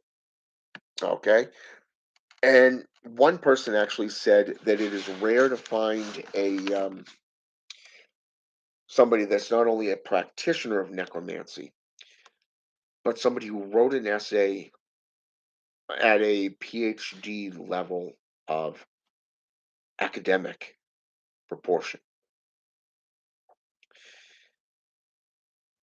But you see the point there. It only takes that one source. So the elders are not going to do the work for you. You've got to be the one to do the work. And this literally produces the next generation of practitioner. Okay. So the fact that teachers create teachers, true teachers create teachers, not dependents, is truth. Because if you look at the JCI, all they have is dependents. They're just repeating regurgitated materials. That's it. But yet you see the same duality and hypocrisy, no matter which denomination or church you go to. And yeah, exactly. Genocide for Yahweh. Yep. Basically, yeah. Even Anton Zandaleve in the Satanic Bible, I believe it was the second or third chapter in, if I remember correctly, it may have been the fourth. at the book of Lucifer. It said God wanted dead or alive,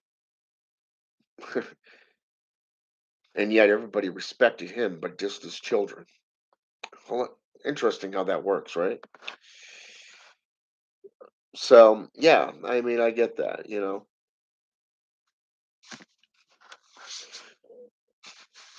Actually, if you look at it, depending on the translation of the Bible, if you go into Second Corinthians chapter 4 verse 4, for an example, the King James Bible or the New King James Bible, it says that Satan is the god of this world, and it uses the little g.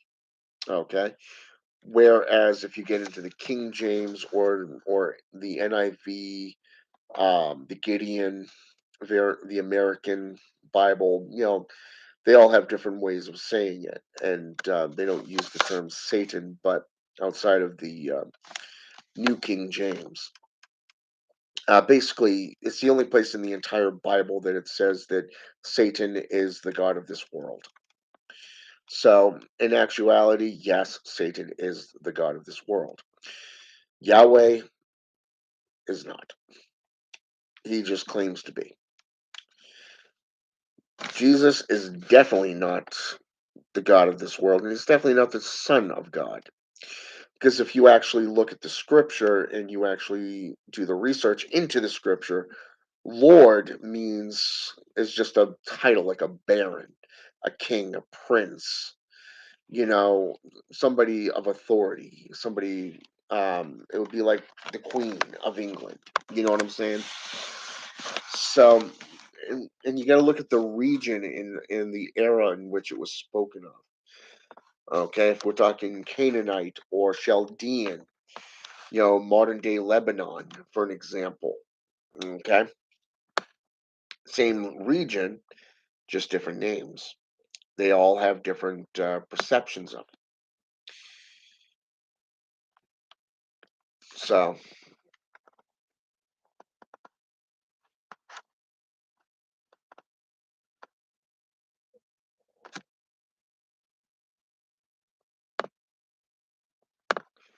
exactly. Let's see. Even the Ten Commandments says, "Thou shalt not murder," and yet Christianity and Catholicism has murdered half the world. The Dark Ages, the Holy Wars, the Crusades, the Burning Times, the witch. Should I go on? Even the crucifixions back in the Roman days. Yeah. Do I have to say more? They've already violated that one. Thou shalt not covet thy neighbor's wife, and yet how many times have you seen Christians commit adultery? My son's mother, for an example, has slept with three other men in the 6 years we've been together. Yeah. I can't tell you how many Christians have actually committed adultery, infidelity. Okay. Let's see, what's another one? Ah, here's one. Thou shalt not worship any idol. Let's see, Catholics worship a man on a stick, a crucifix. Hmm. Christians, mainstream Christians, worship at an altar. How is that any different than what somebody in Satanism or Wicca or paganism does? Or here's one. How about Bulgaria? How about Haitian Voodoo? They have a peristyle. They have a shrine. How about Hinduism? How about Buddhism?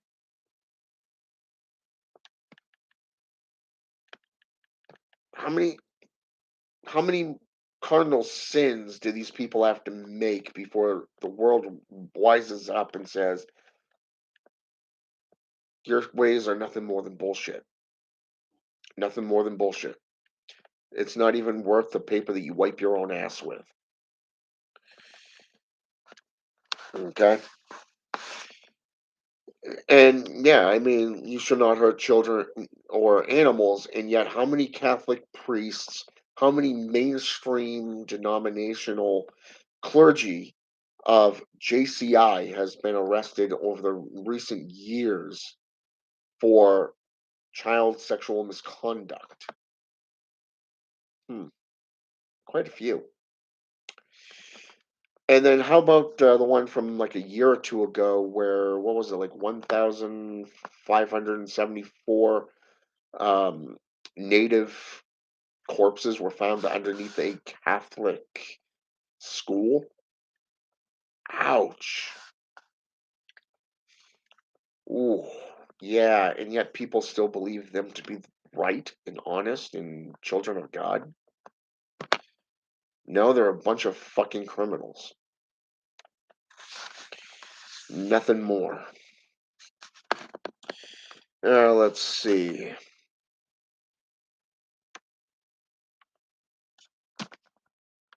Exactly. The 11 satanic rules of the earth, number 11, when is a good one. I love that one. When walking down the street, bother no one. If bothers you, ask them to stop.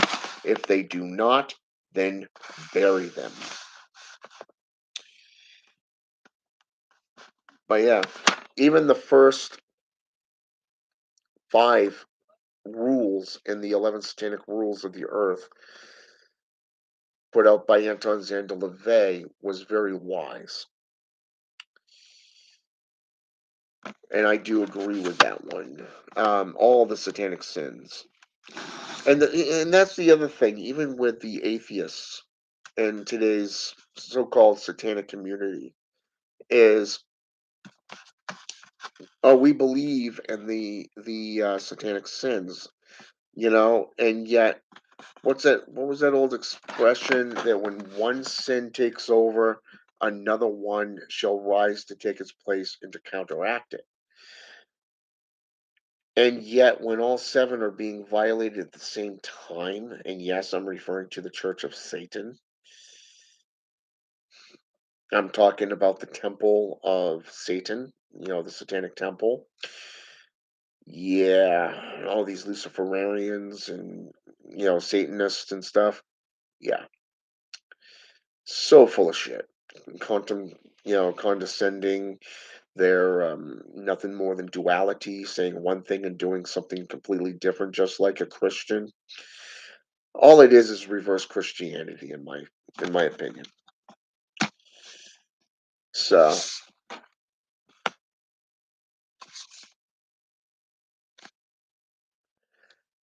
and the funny thing is, like E.A. Koetting, I too have been called the Antichrist. I've been called an archdemon, I've been called a devil, I've been called evil. And I found that kind of funny. Shadow Man, Shadow Man, Shadow Man. Welcome back.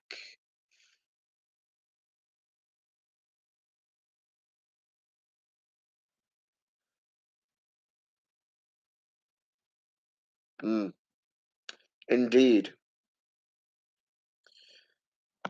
I mean, if you go over, if you go back to the Zohar, you go back to the book of Tobit, you go to the Talmud, the Mishra, you go to the Jewish Haggadah, um, hell, even the Munich manuscripts, if you will.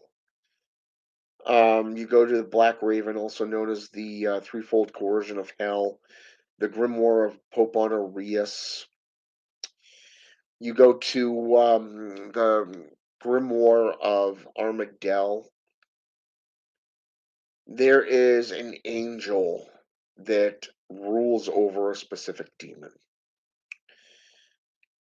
Ironic how that works as a white light religionist perspective of domineering.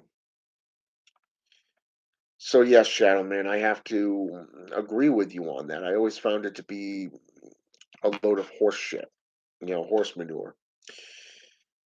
It's like these people saying, "Well, you have to be inside a circle of protection." You know what I'm saying? You have to be in a circle of protection so that the demons cannot hurt you.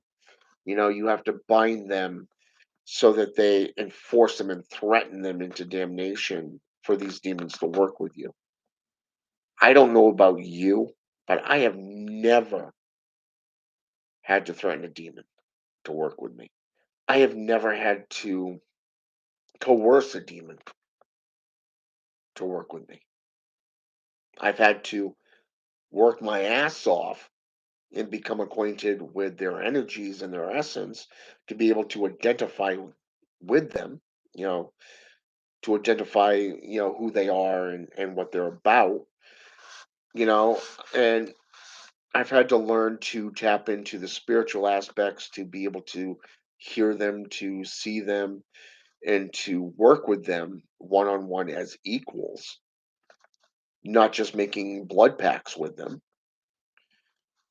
But I have never had to sit there and make a rod of power, and I've never had to condemn them with eternal torment. I've never had to threaten them. No, I don't believe in that.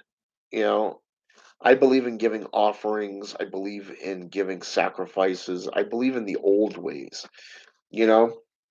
And I mean, even in the JCI, people forget that they use both human and animal sacrifice.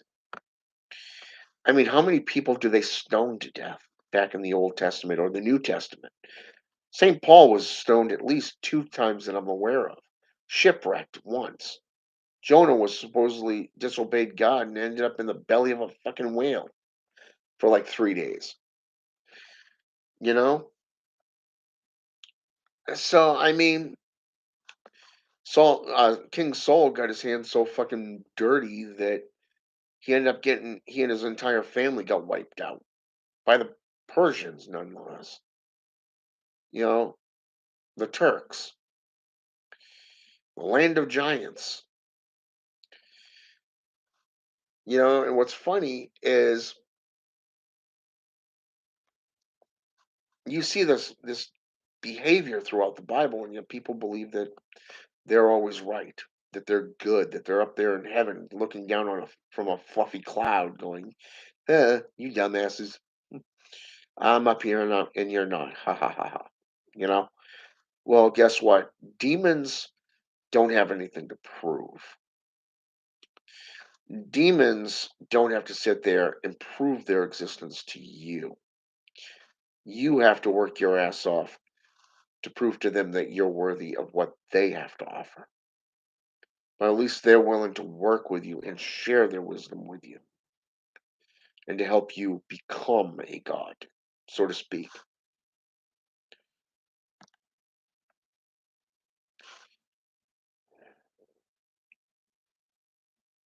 Yeah, Edgar Cavall is one hell of a practitioner. You know, the first time had a conversation with him, he laid down some very heavy gnosis that really blew my mind. And then he asked me if I'd be willing to write an essay for one of his books. It was like, "What? Wait, you're coming to me? Wait, what?" So it kind of took me by surprise and everything. But and of course, this all came down around the time that I had just gotten into necromancy and been studying for just about a year in that aspect. So it hasn't been very long. But I've been aware of Edgar Cavall for a while, a while before that. But yeah, I concur. He's a very awesome practitioner. S. Ben Cayenne, I've had numerous conversations with him. I got a lot of respect for that man, and I own most of his books.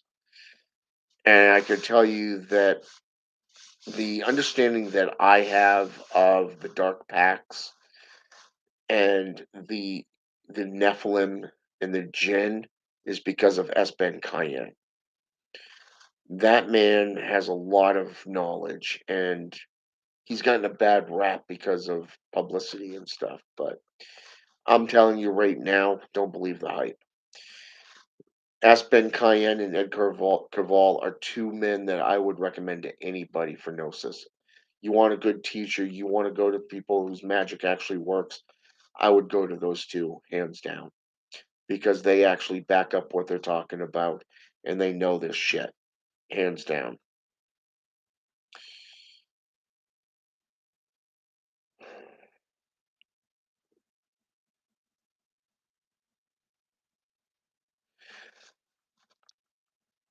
Turksu Zij, the Demonic Bible, based off the Thelema system of Aleister Crowley. Thelema Zapier Dietas, to will into being or to become. The body dies, but the souls are saved. Depends on your perspective. If you serve Satan, then yeah, you're saved and you become part of his legions. If you serve God or Jesus, then guess what? You're saved and you become one of those fluffy cloud pushers that sit on their ass in front of a throne for eternity and listening to harps and all that other bullshit. If you're lucky, you may end up in your own room for like an eternity with watching TV or listening to your favorite tunes, like in Supernatural. So yeah, it comes down to your perspective. Or if you're into the African Caribbean traditions, you die, you become one of the ancestors. Yeah. Or if you go with the Sidi or the Sith, depending if you're going by the Celtic or the Swedish perspective, the Scottish perspective, I should say. Um, the Sith or the Sidi, as they're called, between that region, those two regions, you have what is known as half breeds, just like the Nephilim mythology. So you can easily evolve into a higher being, a sorcerer, sorceress, magi, necromancer, shaman, whatever. So there is a lot of things that you can do there. But like I said, it helps to know your stuff. And the spirits that you work with will guide you, they will help you to do that. You just got to be willing to be led by the spirit and to do the work that they put forth.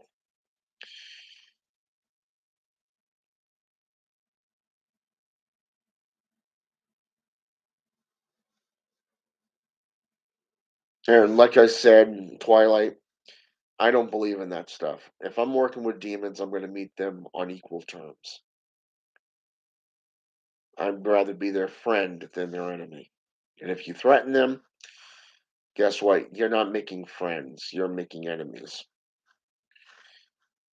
I'd rather be friends with them and meet them on equal terms. There's actually a Methodist missionary that basically looked at Native American lore, and it was how do they pronounce that? Ojo Wabby, something like that. I can't remember right offhand how you pronounce it, but it basically means brotherhood or sisterhood, clan.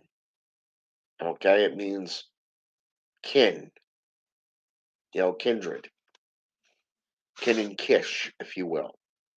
You want to create that bond. You don't want to curse them or treat them badly because then they're going to turn around and betray you at the first chance they get and try to harm you. Think Coco Daemon for an example in Greek mythology. The Greek term Coco Daemon, prime example right there. Whereas in Buddhism and Hinduism, the Devi and the Jinn were actually considered both good and evil. They were both helpful, beneficial, wise, and they were also baneful spirits that could harm. But it was more of a lesson that was being put forth. So again, you got to go into mythology. You got to go into archaeology, religious perspectives, and so forth. Hey, brother apprentice necromancer, Hades Black Flame. Welcome, brother. So, but yeah, like I said, you don't want to sit there and work with two different aspects. So, you don't want to work with the opposing forces because if you do that, you're basically canceling yourselves out. So, like I said, with E.A. Koetting sitting there during that one meeting, and he brought that up, saying, he's invoked and worked with Michael. And it's kind of like, what the fuck, you know? You, and I found that kind of funny.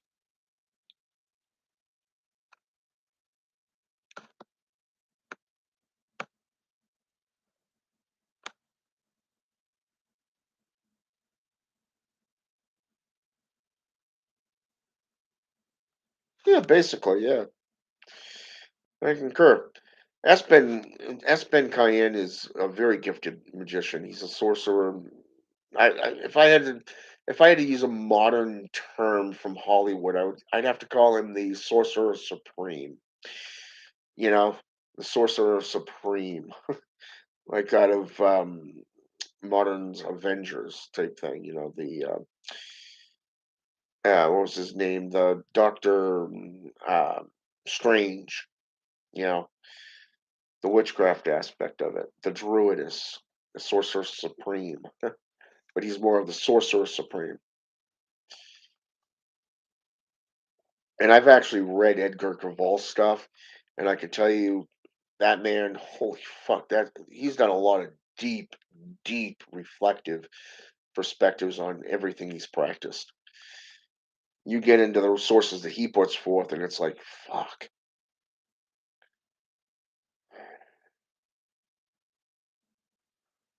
That's one book I have yet to get into. I have not yet purchased it to read it.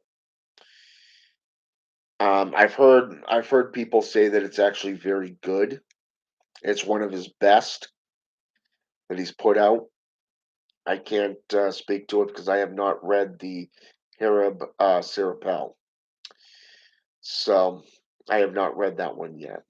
I did get my hands on. I do own both part one and part two of the Smokeless Fire. I own the complete works and a couple others. So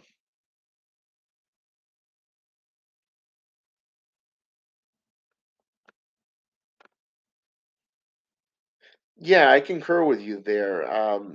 I never understood that. This is one of the reasons why myself and others have been pulling away from social media a lot lately over the last year. Yesterday, for an example, my own apprentice came to me and he says, "You all right?" And I asked him, I said, "What do you mean?" He says, "Well, it seems like you've been disappearing from social media outlets." And I told him, I said, "It's because of all this corruption and this duality and this and what's going on in the communities these days.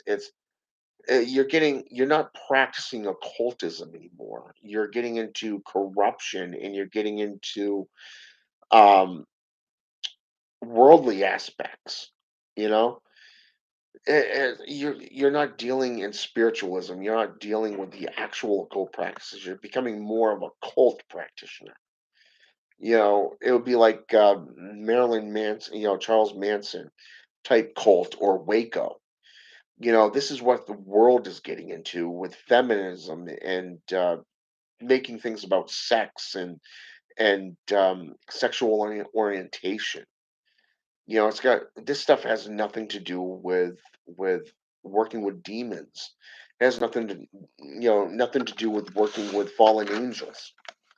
I mean, even if you get into like Santa Morte, for an example, she's a folk saint. She's a protector. She's a healer. She's like a mother figure that will protect her young. Will heal her young. Will destroy your enemies.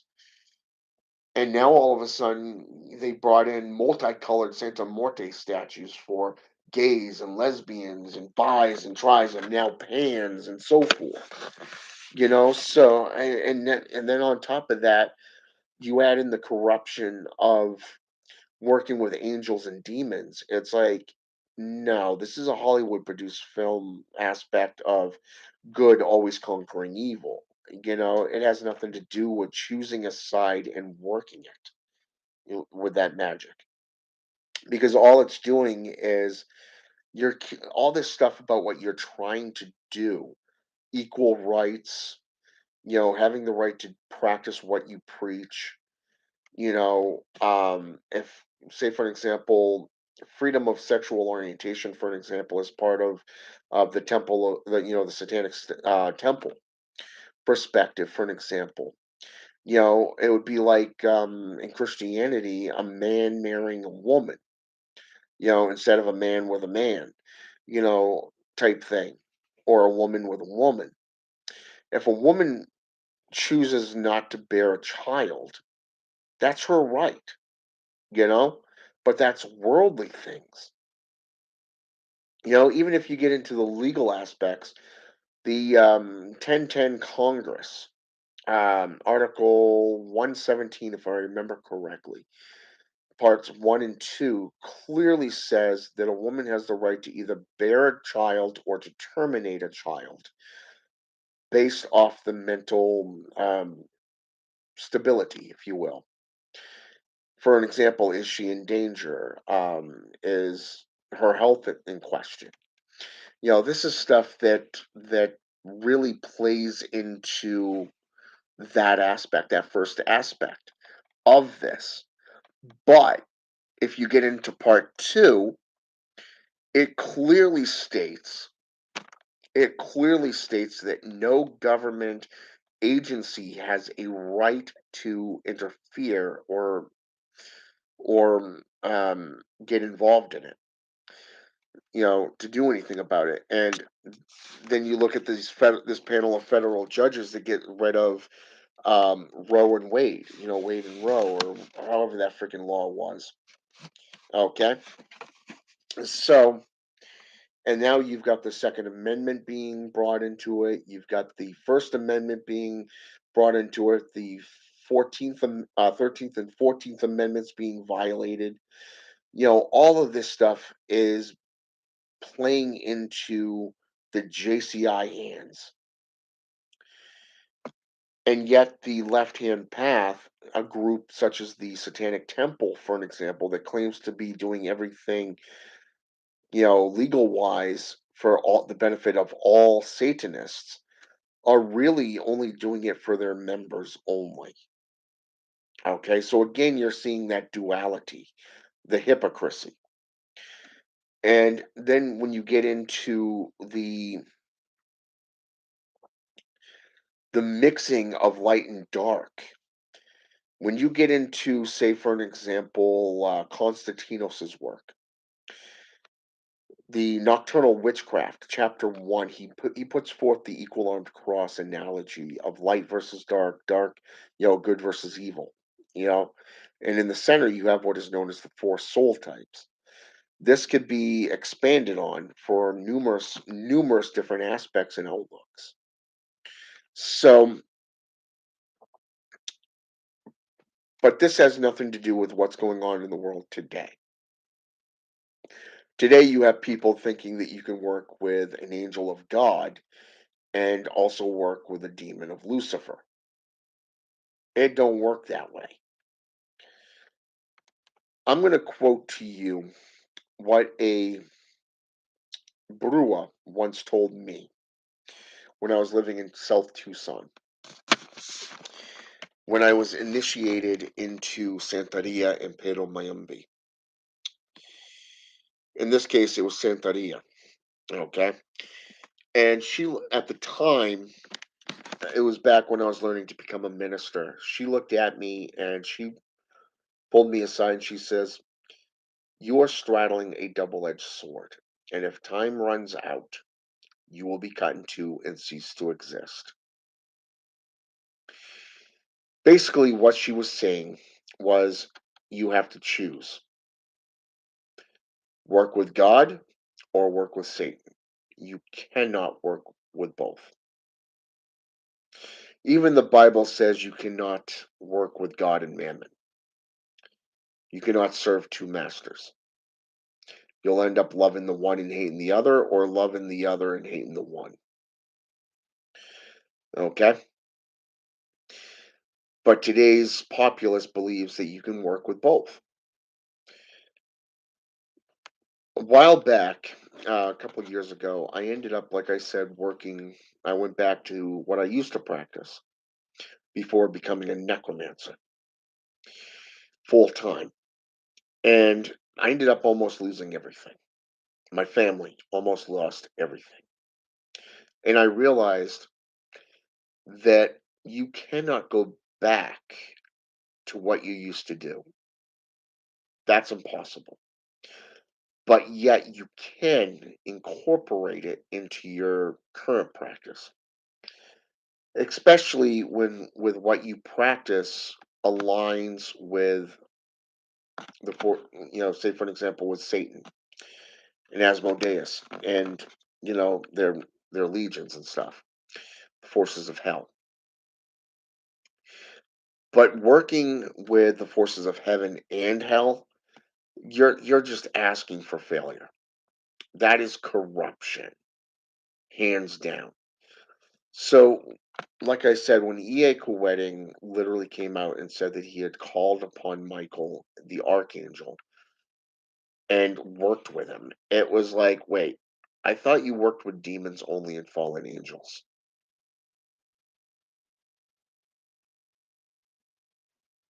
What the fuck, you know? So, so yeah.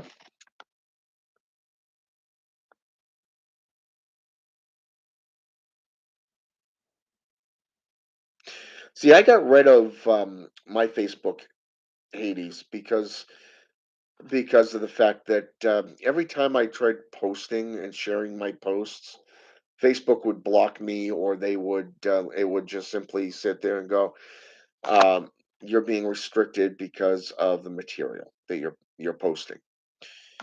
And I'm not the only one who's seen that, and so I got tired of it. And it's like, you know what? You're a waste of my time. My time is valuable, and you're changing your laws, your rules, your community standards. You're not even upholding them. Uh, and everything. And now you've gotten rid of the buttons to overturn it and to send back that you disagree with their revelation, if you will. Okay, so and 9 times out of 10, you're dealing with a computer system that's blocking you and restricting you over catchphrases, for an example. Like you could say red, and that could be a red flag. It could be like say, "Oh my God, it's associated with bloodshed and mass murder." For an example, or if you use the term Isis, speaking to the goddess of witchcraft in Egyptian mythology, they're gonna flag you and go, "Oh my God, he's associated with a terrorist group." That type of thing. So this is stuff that's been going on, and this last time it was just like you're seeing all this stuff aligning, and it's like, no, it's time to get rid of it. That's why I got rid of mine. So, and then I'd had my Facebook disabled for just about a month, and I logged back in and found out I'd been restricted for 6 days, and it's like, really? I haven't posted anything in a fucking month, and I'm restricted for 6 days. What the hell? Because I had to reactivate my Facebook temporarily to download all the photos of my son and my family. I should have done that beforehand, but I didn't think of it until after the fact. But and then once all my photos and stuff were downloaded, I disabled it again. So I'm still on Messenger, just not on Facebook. As far as I'm concerned, Facebook is a sinking ship. It is the Titanic waiting to go under. Same thing with Elon Musk. That's just me.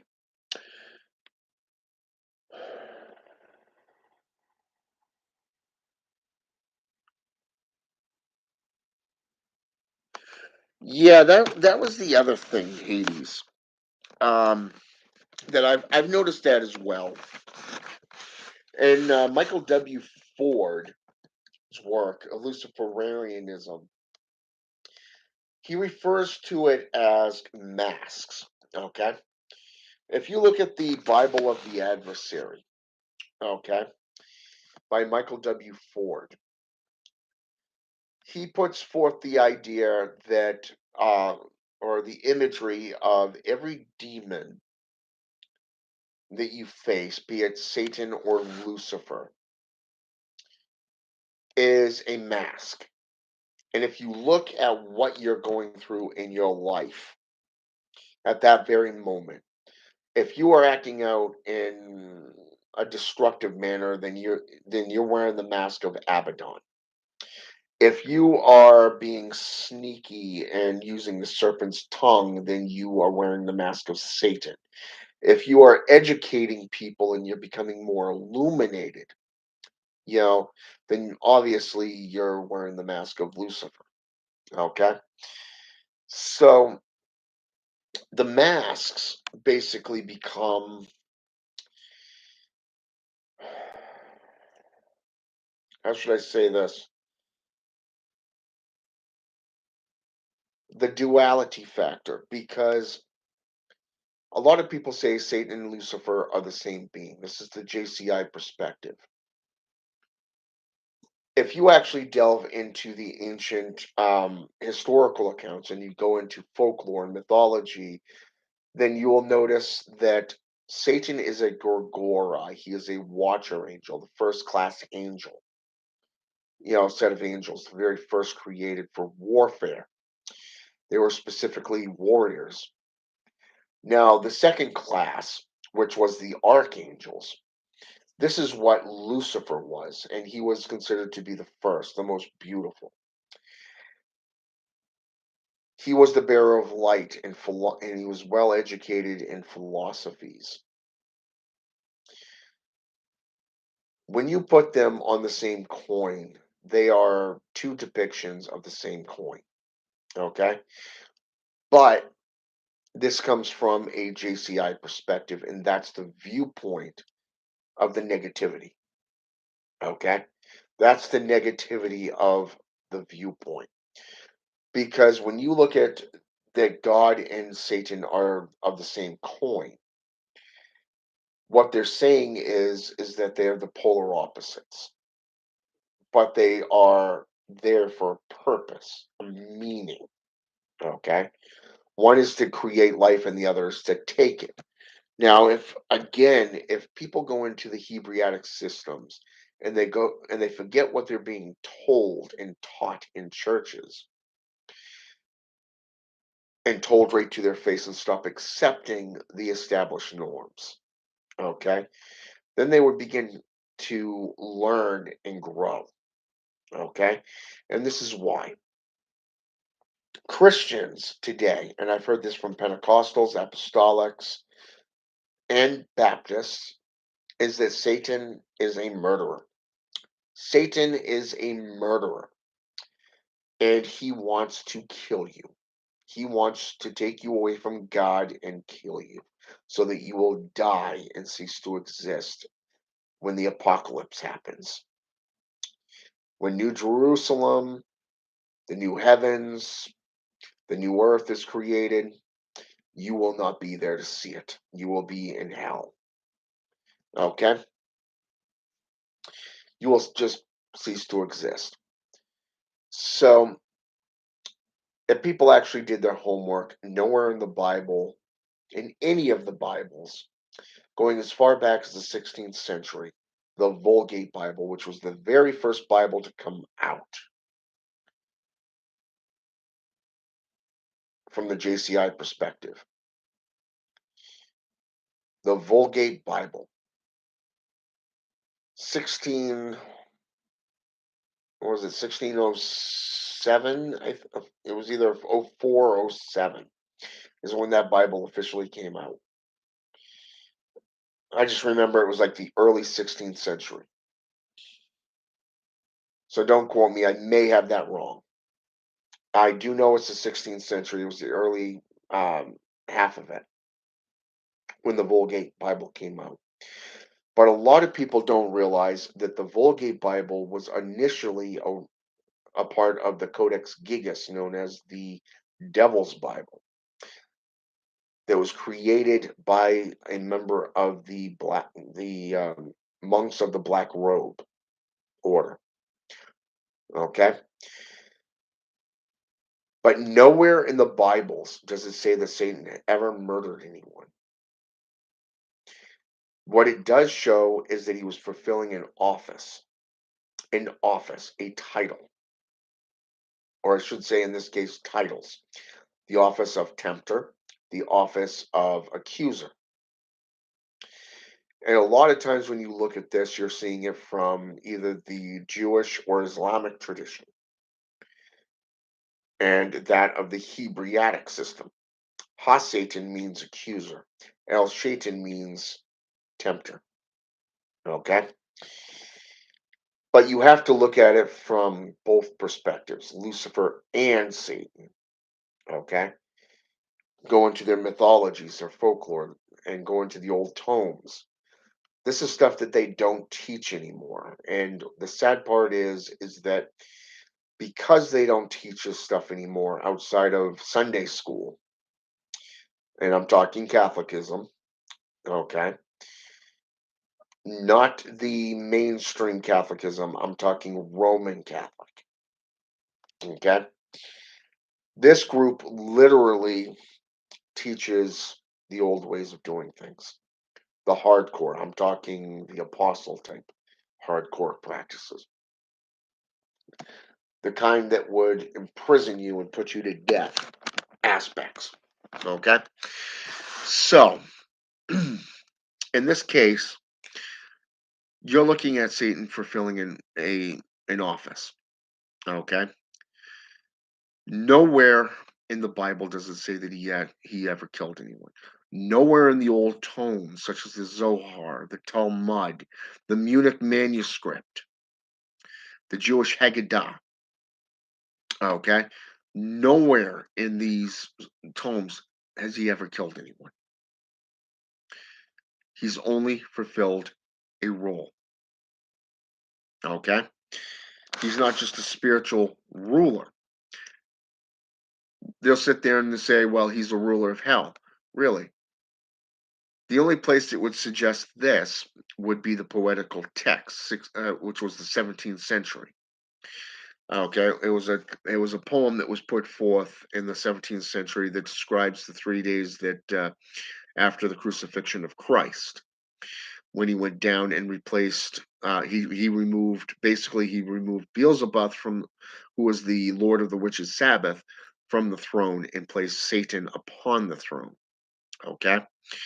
So people trying to put God and Satan on the same coin, or even Lucifer and Satan on the same coin, don't have a fucking clue what they're talking about.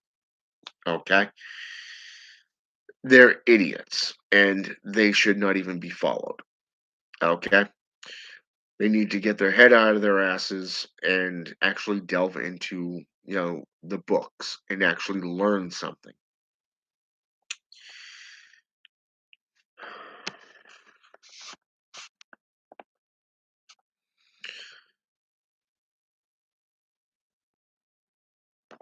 Good to know, Twilight Sun Shaman of Lilith. I actually have my eye on. I'm actually, now that Christmas is over and after recent events with my now ex, I actually can, and you know I'm able to start saving up again, both my son's account and my account, so that the first book that I want to get is called the complete Gatekeepers Pantheon from Balg. I want to get my hands on that and delve into it. Um, and after that one, I will probably get that one there that Edgar Cavall did after that. But The Harab separate Separel. I'll probably get that one after that one, but and to delve into that. But between the works that EA is doing now and what was done in the past, I would choose the stuff in the past hands down. At least that was sound.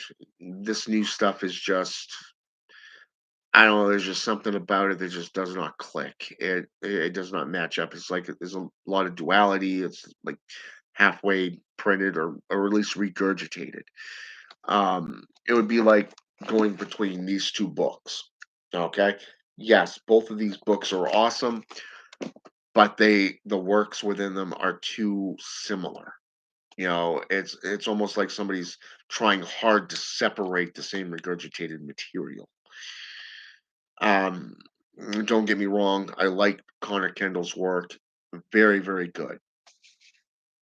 You know what I'm saying? But Dante Abiel, um, I have to say he's like the original badass when it came to necromancy. Too bad he's a Christian now, from what I understand, but mm, shit happens. Um,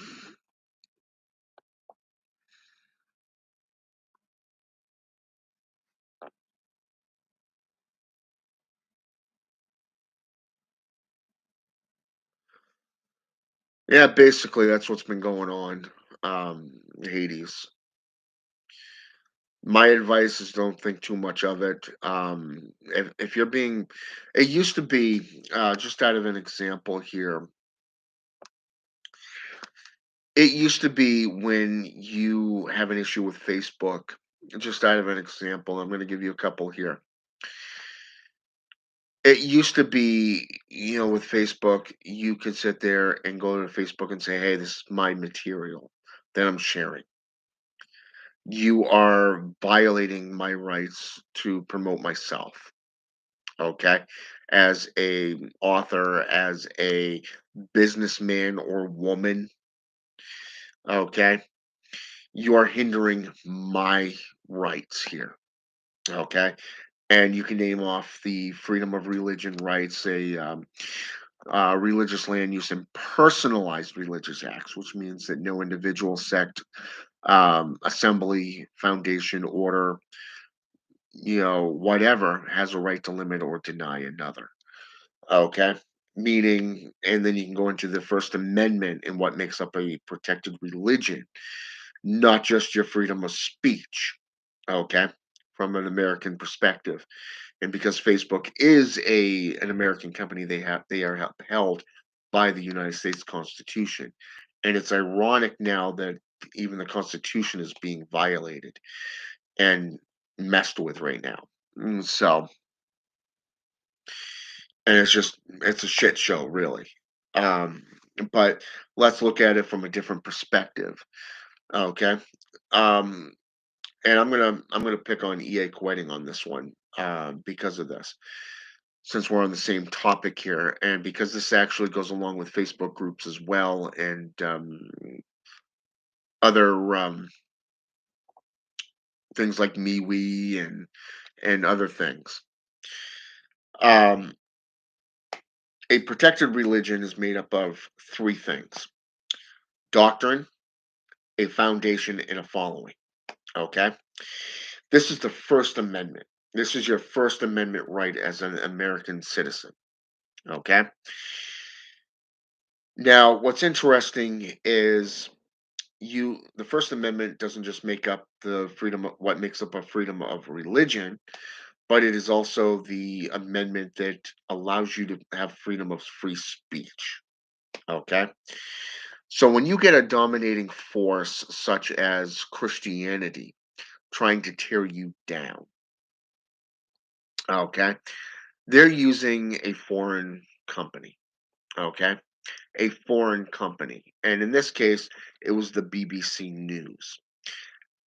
They didn't do their homework, okay? Most they did was go, oh, this kid frequented bog for like 2 weeks. 2 weeks. That's it. No previous criminal activity, no previous intent, no nothing. No previous association outside of that 2 week period. Okay. And then they look at, oh, there's a group here in America that's, how should I say this, Islamic radicals. Okay, here in America. Okay, and you look at what we're up against right now worldwide, dealing with ISIS, this terrorist organization that has like 2, 3 million followers or members or something like that. So you get this 17-year old kid that suddenly just decides, you know what, I'm gonna make, who's mentally disturbed.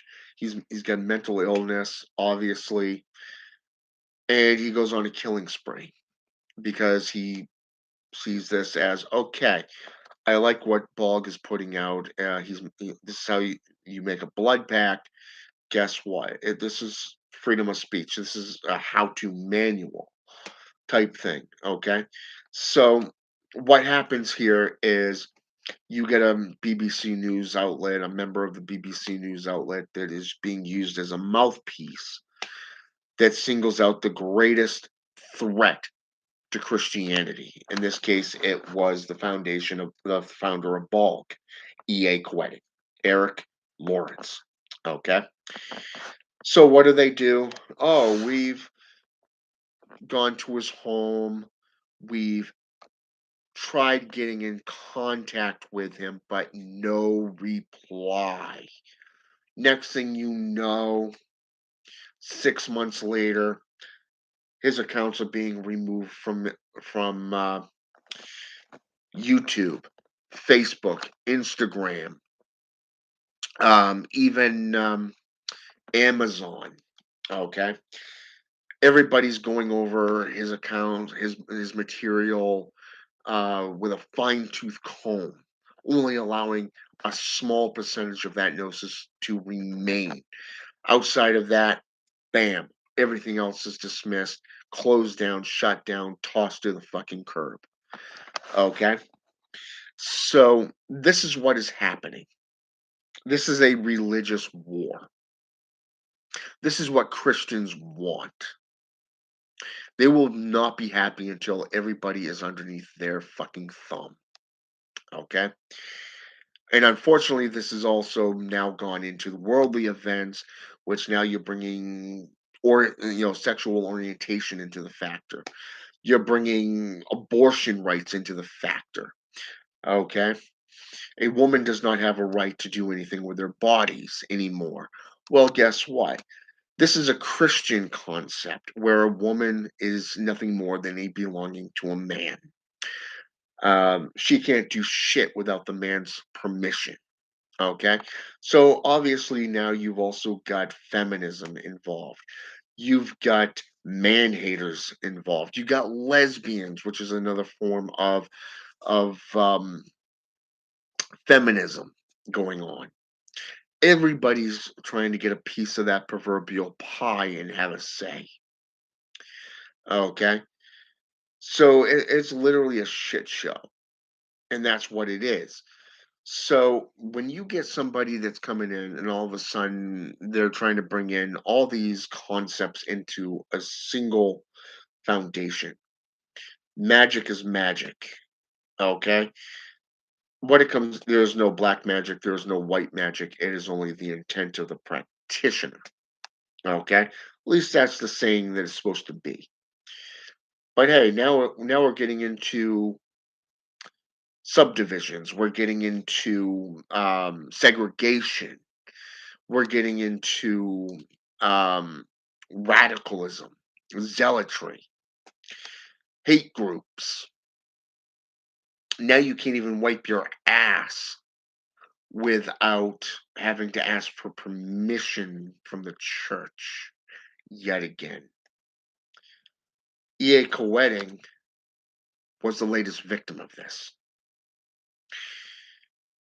Well, I wouldn't say the latest victim of this. I also got hit. Um, both in the spiritual perspective and in the physical. I lost my job, my family broke up, my income was hindered badly.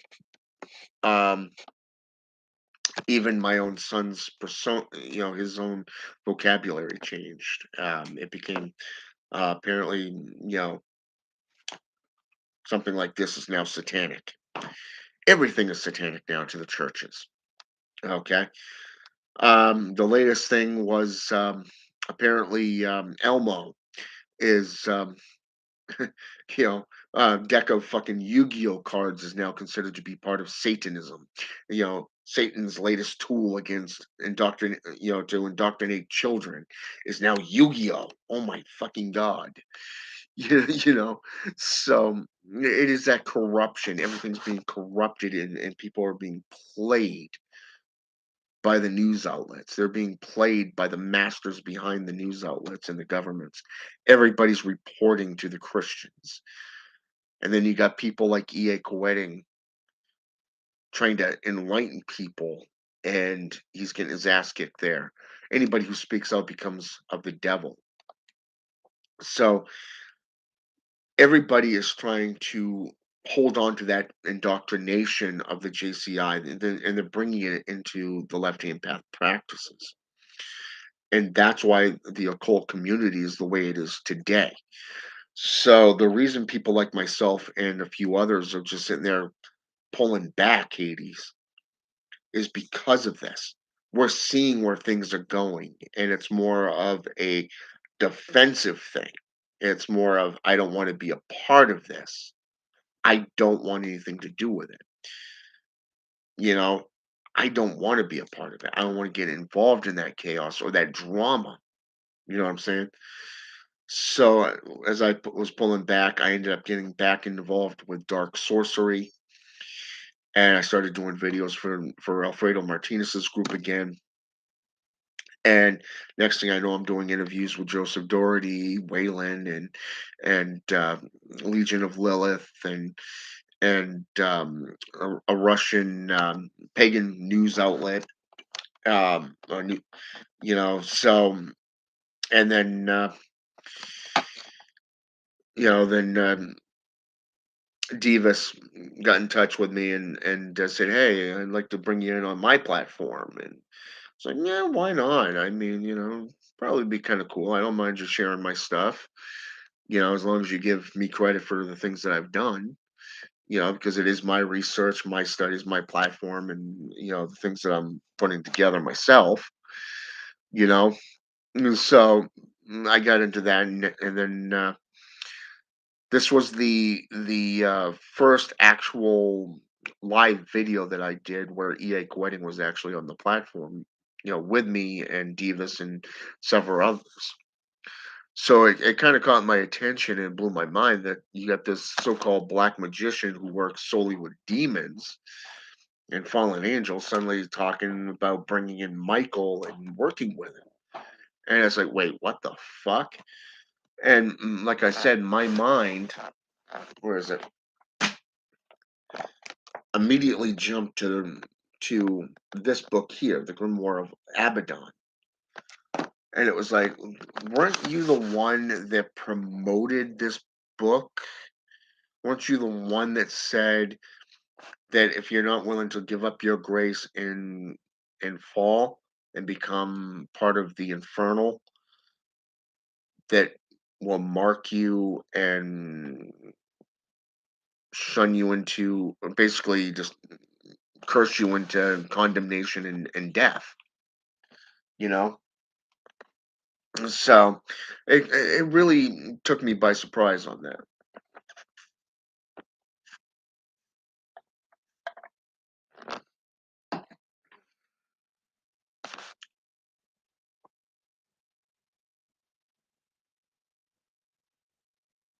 Exactly, and that's what it is. Hades is, it's not about the pain or the doors opening.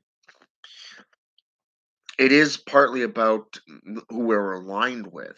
Okay, they're pulling that veil back, so we're seeing beyond that veil and seeing what's down the road.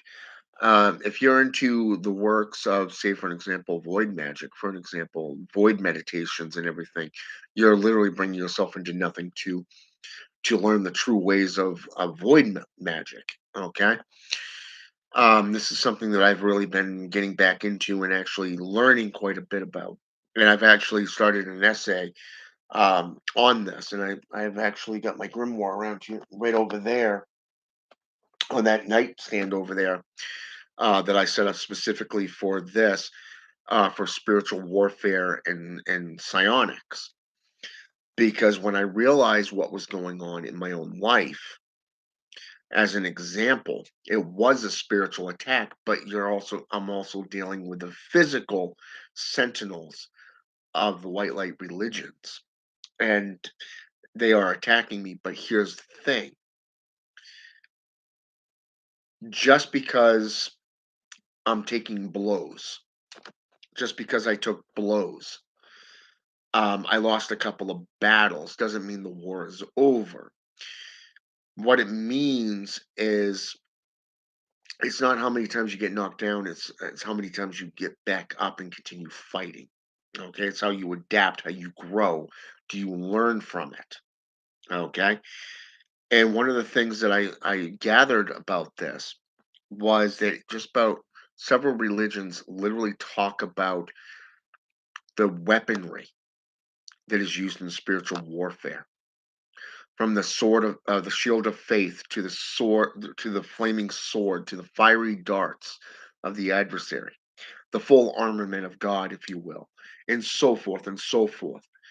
If there are weapons that we have, and as you know, Hades, as practitioners of the dark arts, there are tools that we have that we can learn from, such as remote viewing, projection of our will in astral projection. Um, there was a video that a Christian did by the name of John Ramirez, and it was called "The Dangers of the Occult in Santeria." Okay, and you can actually go underneath YouTube and type this in.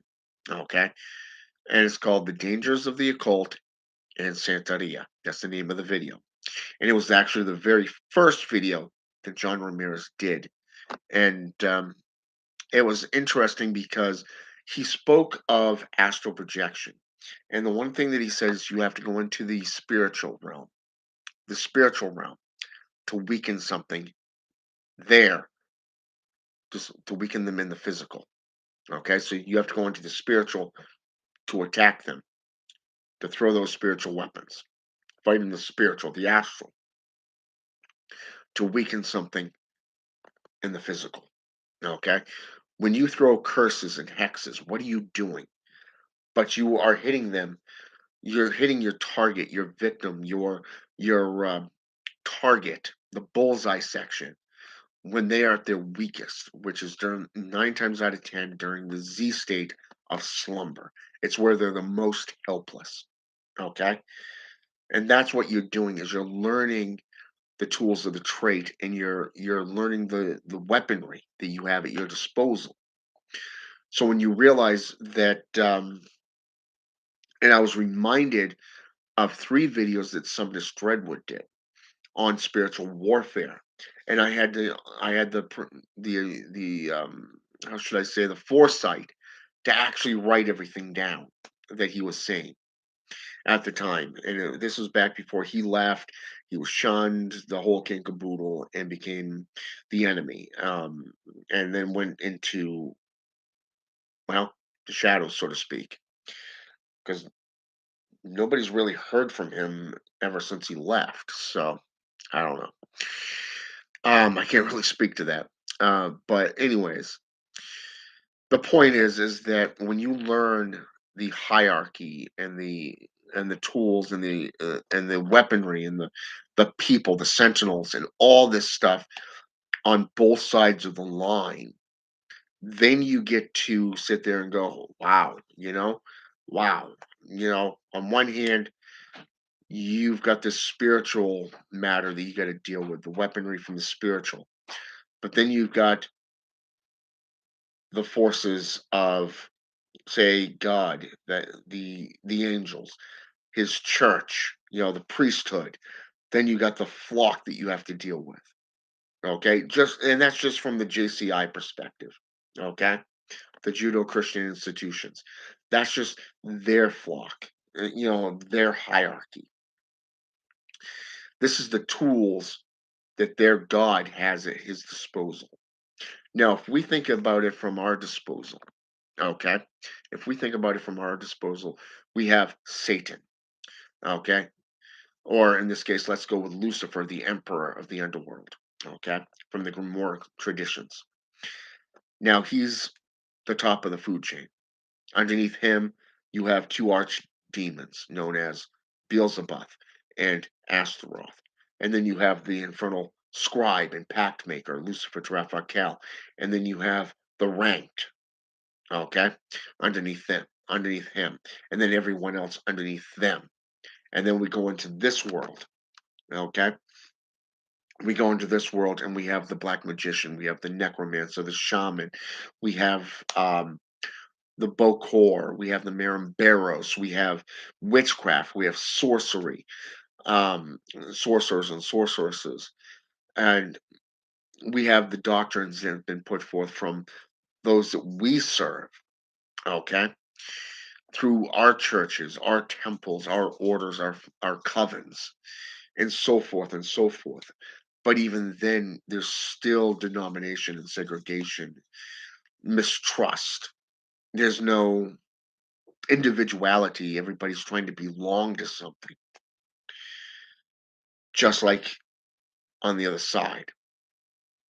But even with all that chaos, you're looking at the tools that are at the hand of the eldest gods, okay?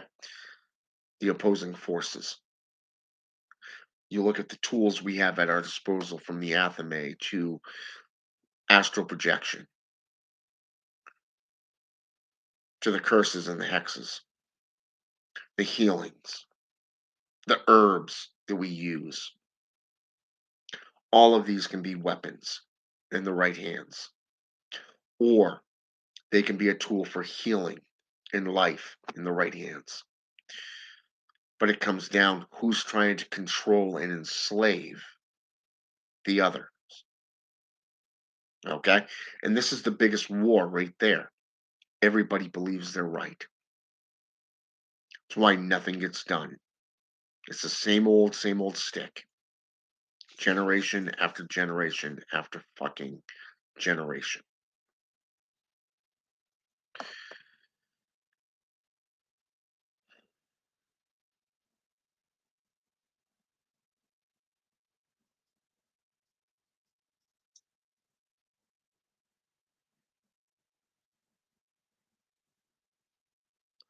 Exactly.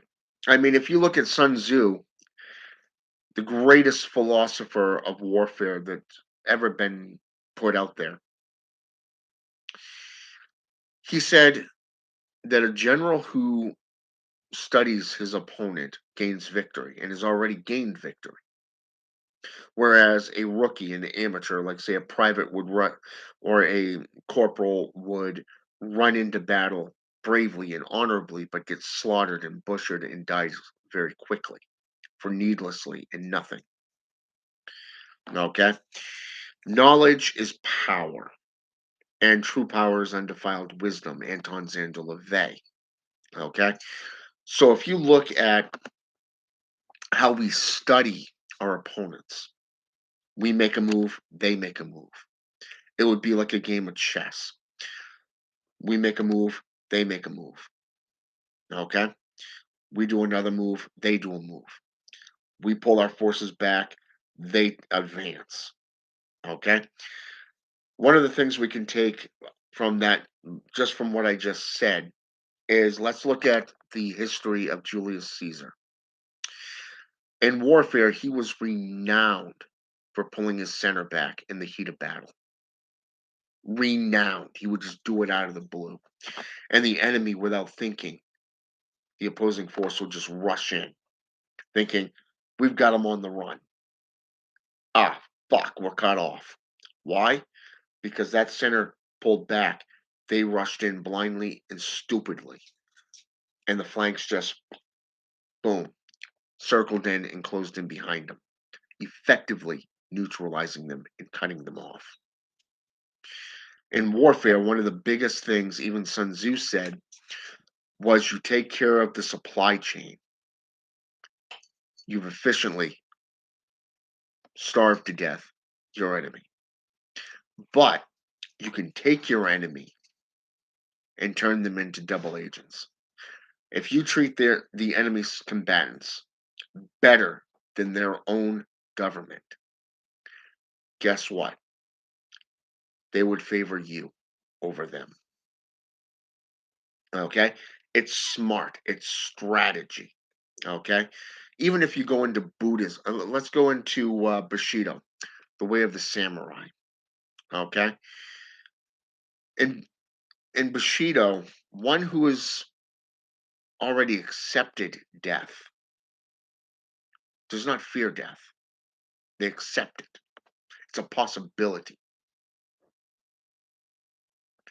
In battle, there is no guarantee. You could easily be cut down as easily as you cut down an enemy combatant. Again, you're dealing with sentinels.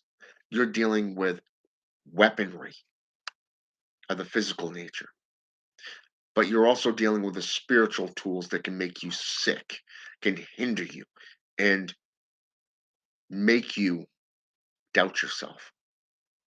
And that is what the opposing forces are. So, by understanding your enemy, you've already gained victory because you're not playing their game. So, in this essence, those of us pulling back are thinking smartly.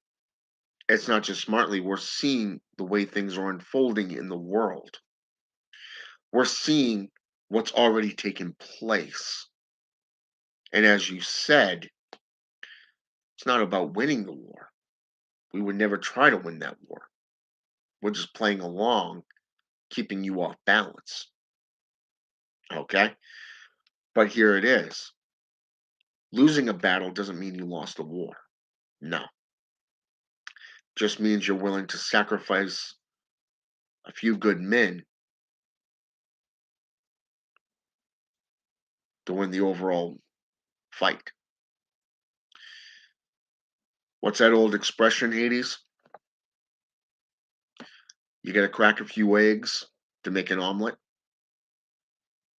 Think about that for an example. If you are not willing to shed blood or even to place your men and women in harm's way, you're not going to get very far in life.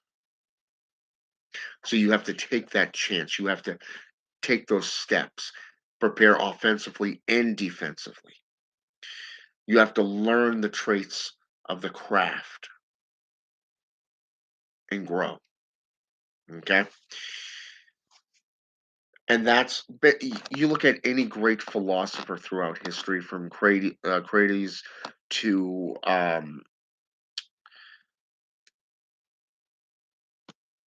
let's say, for example, let's see, Crates, Sun Tzu, Plato.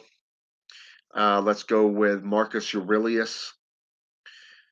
Marcus Aurelius was actually one of the best, in my opinion, because of the fact that he said, as a political um, senator, he was caught between the JCI and the pagans.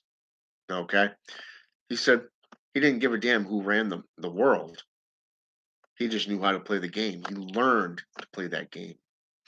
So you too can learn to play that game, but you have to be observant. You have to be aware of your surroundings and those subtle energies. Sometimes you don't see them. So if you get knocked down, let's say, for example, like I did, you lost your job. I lost my job. I lost my major amount of money. Um, my son's mother and I separated. Um, you, you know, and things were aligning against me pretty heavily. Okay, it didn't go as far as what EA Wedding went through. I mean, his name got ran through the fucking mud worldwide because of the BBC News. Okay, he lost a lot of freaking followers and a lot of good resources because of that allegation, and that's literally all it takes is an allegation, that assumption, okay? And to quote a Steven Seagal movie, I believe it was Under Siege 2, where that colonel looked at one of his men and he said, "Assumptions are the mother of all fuck ups." Okay, and that's basically what it is because the BBC News opened themselves up to a legal lawsuit. And if you want to go by European law, basically they committed fraud. Okay, that author, that writer of that article, committed fraud. Okay, fraudulent activity, not just defamation of character, which, according to European law, is up to a year in prison and up to what is it, $2,000 to $6,000 fine. Okay, automatic. So if EA Koetting actually chose to pursue that, he'd be rich right now because he could have sued the BBC News for everything they're worth. Everything. He could have owned that news outlet. Okay, that's what knowing your enemy could do for you. Okay, that's spiritual warfare. Okay, now what's interesting here is, like I said, all I had to do was cleanse myself, cleanse my apartment, cleanse all my beings, my cats. Okay, and then I went into my temple and I spent a good 3 weeks. I spent almost a month just to myself before I ended up coming out, and it's like I got a new perspective on spiritual warfare. I got a new perspective on my nature and what I'm good at. I'm a warrior, I'm a fighter, okay? But here it is. That darkness that was inside me turned to rage, and that rage took me into knowledge, wisdom, enlightenment. But then it took me into entering the enemy camps to curse them back. I went into a church during a revival and I started placing curses. I started speaking curses. I started putting hexes up on the walls and to see how that atmosphere changed within 15 minutes of just me praying, just mentally putting pentagrams, inverted crosses, crescent moons, and you name it upon their walls. I didn't have one minister preaching. I had two of them preaching against me. This led to the entire congregation delving into it. It took a legion to try to counteract what I was doing. And that was just simply, and I'm going to say this again, just simply an experimentation. And I was barely trying, barely putting in any effort into that, what I was doing there. And I did this for another 3 weeks. I prayed to my gods, not their gods, but my gods. I brought in, I invited all of these legions to come in and make that place their own. I spoke curses just about every church sermon that was going on. Whoever was preaching, I was cursing them. I was placing a mark of death upon them. I was throwing those fiery darts, focusing my intent specifically on a certain location, a single individual. But like I said, it was an experimentation. And I was doing it. I got a lot of gnosis from it, a lot of enlightenment. And then one day I just said, fuck you, I'm done. Fuck you, I'm done. And to this day, I'm still getting a message from one of the member of that congregation, from one of those congregations. Hey, you coming to church today? Hey, what's going on? You haven't been coming. You doing okay? Well, I'm inviting you to come back. Come on, come on, come on, come on. And all they got is nothing. Not one fucking word. Not one fucking reply. Because it's not about them. They are the enemy. And I hate thy enemy with a whole heart. And you know what? I'm better off for it because I'm now an archbishop and I work for the forces of darkness. 13 years in the making. But you know what? The last 6 years, I've grown in so much in 6 years. I reacted differently than what I normally would have done. I wouldn't have just, I wouldn't have gone in there and started experimenting. No, I would have spent 2 years walking around that church, pissing on it, literally pissing on the church, cursing that church into condemnation, into damnation, like I did with City Reach right here in Bangor about 7 years ago. It took me 2 years. Then all of a sudden, I walked by with a friend of mine one night and realized there was a pink slip on the door. Unfit for human habitation. This guy put in, what was it, $1.5 million into his sanctuary, only to lose it. Lost it all. He was forbidden. He didn't just lose one church, he lost two churches. Then he was banned from practicing in this region. His own supporters, all these other churches, pulled their resources from him. His wife and newborn child left him. Last time I saw him, he was preaching out of his own car. That's how far this guy went. But now, it's a lot different. I'm more humbled. I'm more humbled now.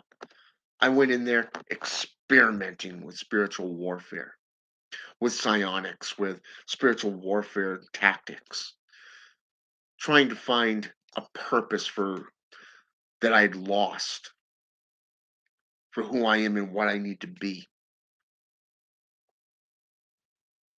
And you know what? I found enlightenment in that. I found revelation in that.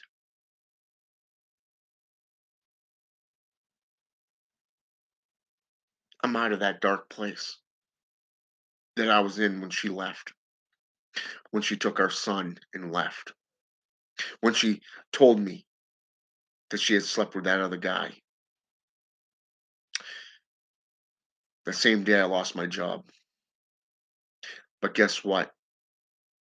I ended up getting my money back, my finances back. I ended up getting hired the same day that I filled out an application. Why? Because I put the gods that I serve first. I put them first.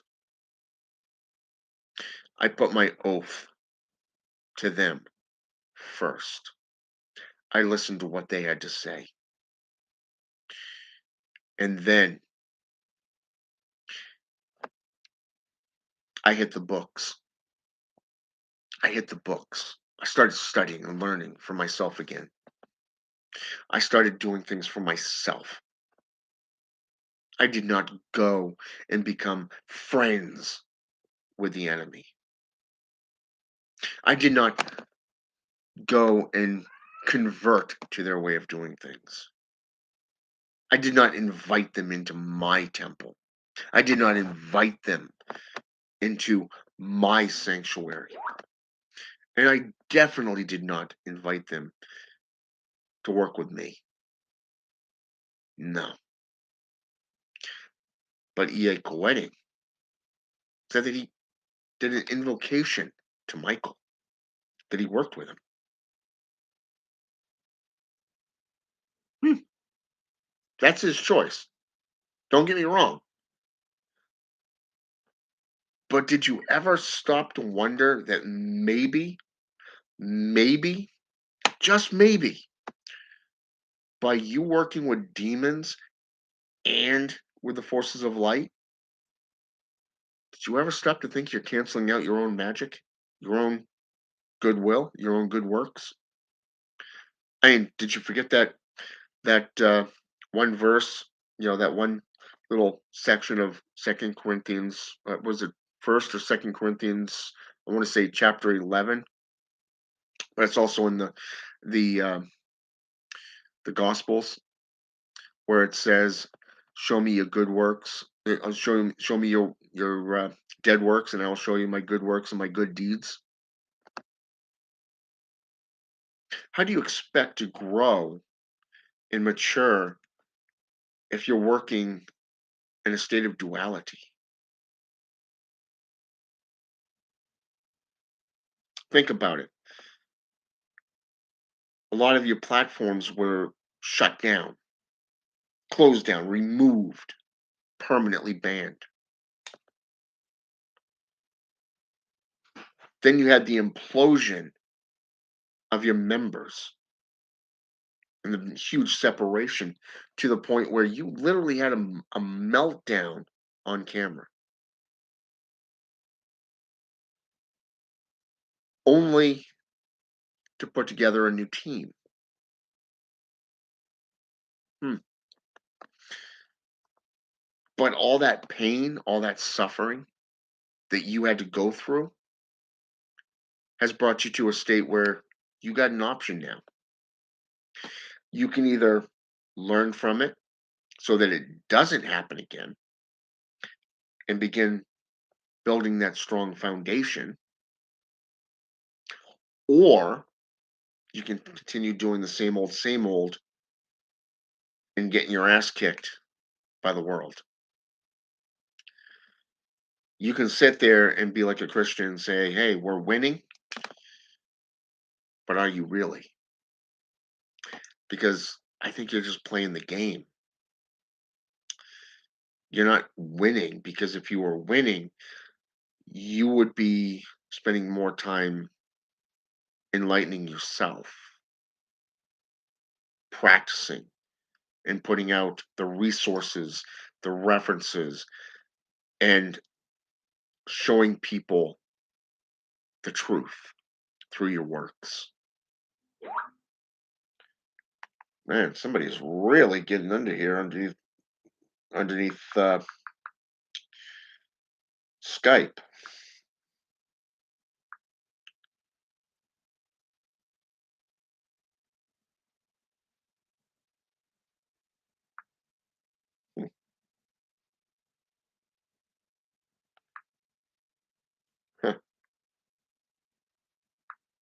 But anyways, even my messenger is going nuts. Or not my messenger, but my Gmail. But anyways, my point is this. Stop giving a shit about what the world does. Okay? That's the first thing. Second of all, stop trying to corrupt shit. Stop corrupting it. Okay? The occult practices have nothing to do with sexual orientation. Has nothing to do with abortion. Has nothing to do with all this dogma. You got to pick a side. You can't you can't be with the forces of light and the forces of darkness because y- you're literally straddling a double-edged sword. And when time runs out, you will be cut in half. And what I can and if I could go back to Tucson, which is what I really want to do, is to move back to South Tucson because I really loved it down there. I really did. I enjoyed it, and people just left you alone down there. You know, well, I kind of missed the Capitol Federal Building too because they had one hell of a library. Oof, I missed that library. I spent 14 days in there learning, laws and stuff. It's magnificent. Wish I could have gotten into all the other stuff in there too. Maybe someday. But my point is that if I could say one thing to that brewer that told me this, it's thank you. Thank you. Because you were right. Because the best thing I ever did was shun that light. Like Mephistopheles before me, I shun the light. Darkness is my path. That is who I am. So EA, I'm not trying to hate on you. Got a lot of respect for you and what you do. Even though I'm not a big fan of Bog. Really not. But here it is. My advice, if you're working with both, you may want to rethink it before you end up getting attacked again, so to speak, spiritually speaking. Or who knows? Last time it was physical. Maybe next time it will be spiritual. Who knows? But my point is, you might want to start planning for the future. My advice is think of it from an investor's perspective. Most people, when they build a foundation, they're building a foundation for a home. When in fact, you want to start looking at it as building the foundation to a skyscraper. Think of everything you're doing for all these pantheons and all these materials that you're putting together. Think of it as assets. Okay. From an investor and with what you do for work, I want you to think about that. Okay. Think about that. Think about what it takes to gain access to assets, true access, assets. How do the rich get richer?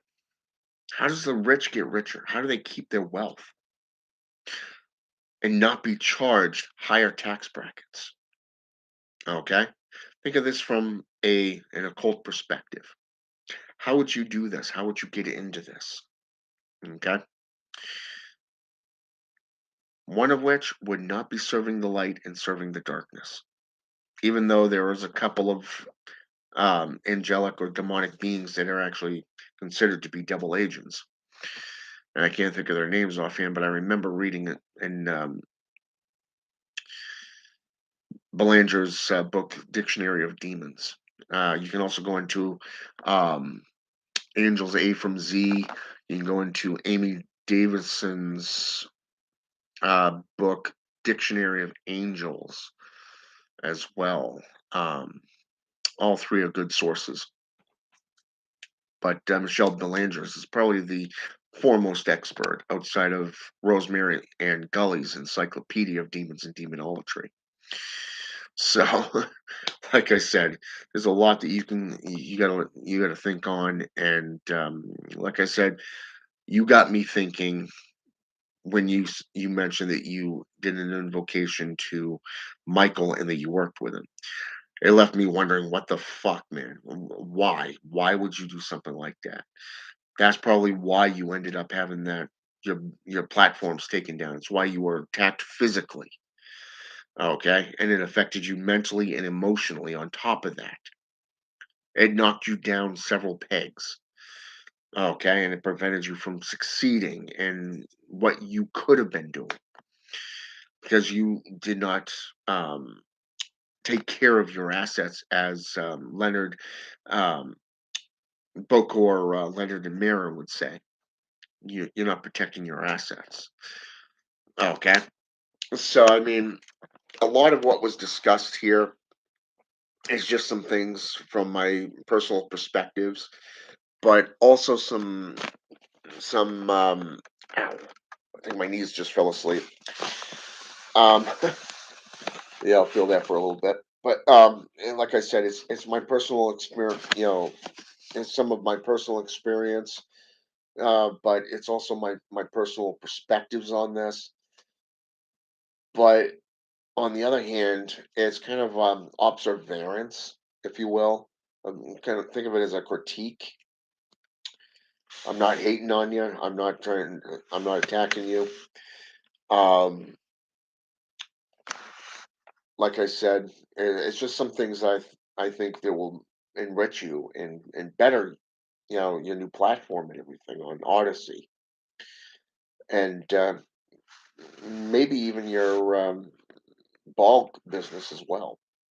Okay, you know, go back and reflect over why you and Timothy actually started bulk.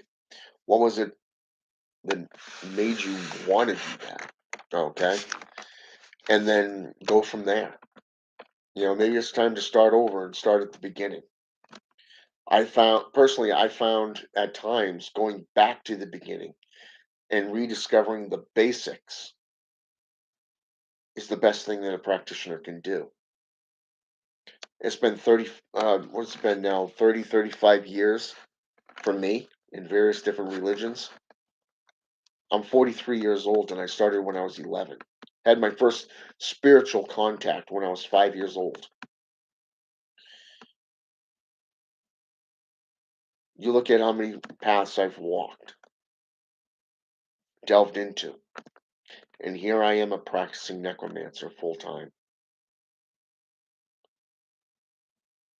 Even I go back to the beginning from time to time, not only for a refresher course, but also to gain a fresh insight of why and a reminder of why I do what I do. Okay? That's all I got to say. Have a good one.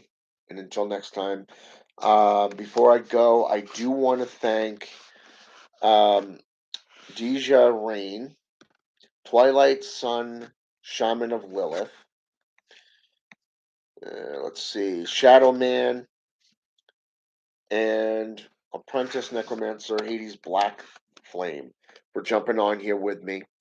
For those of you who are in the background watching, I want to thank you for subscribing and or hitting that what is that button called? The notarization of button. Okay. I want to thank you for being a subscriber. I want to thank you guys for following me. It means a lot. I hope that my wisdom and insights help you, along with the knowledge and the gnosis and the sources that I put forth. Um, Remember two key things. Whatever you preach, always back it up with numerous sources and always make yourself available to the public because you are responsible for the things that you say and do. All right. With that said, I'm out. Have a good night. And until next time, have a good one.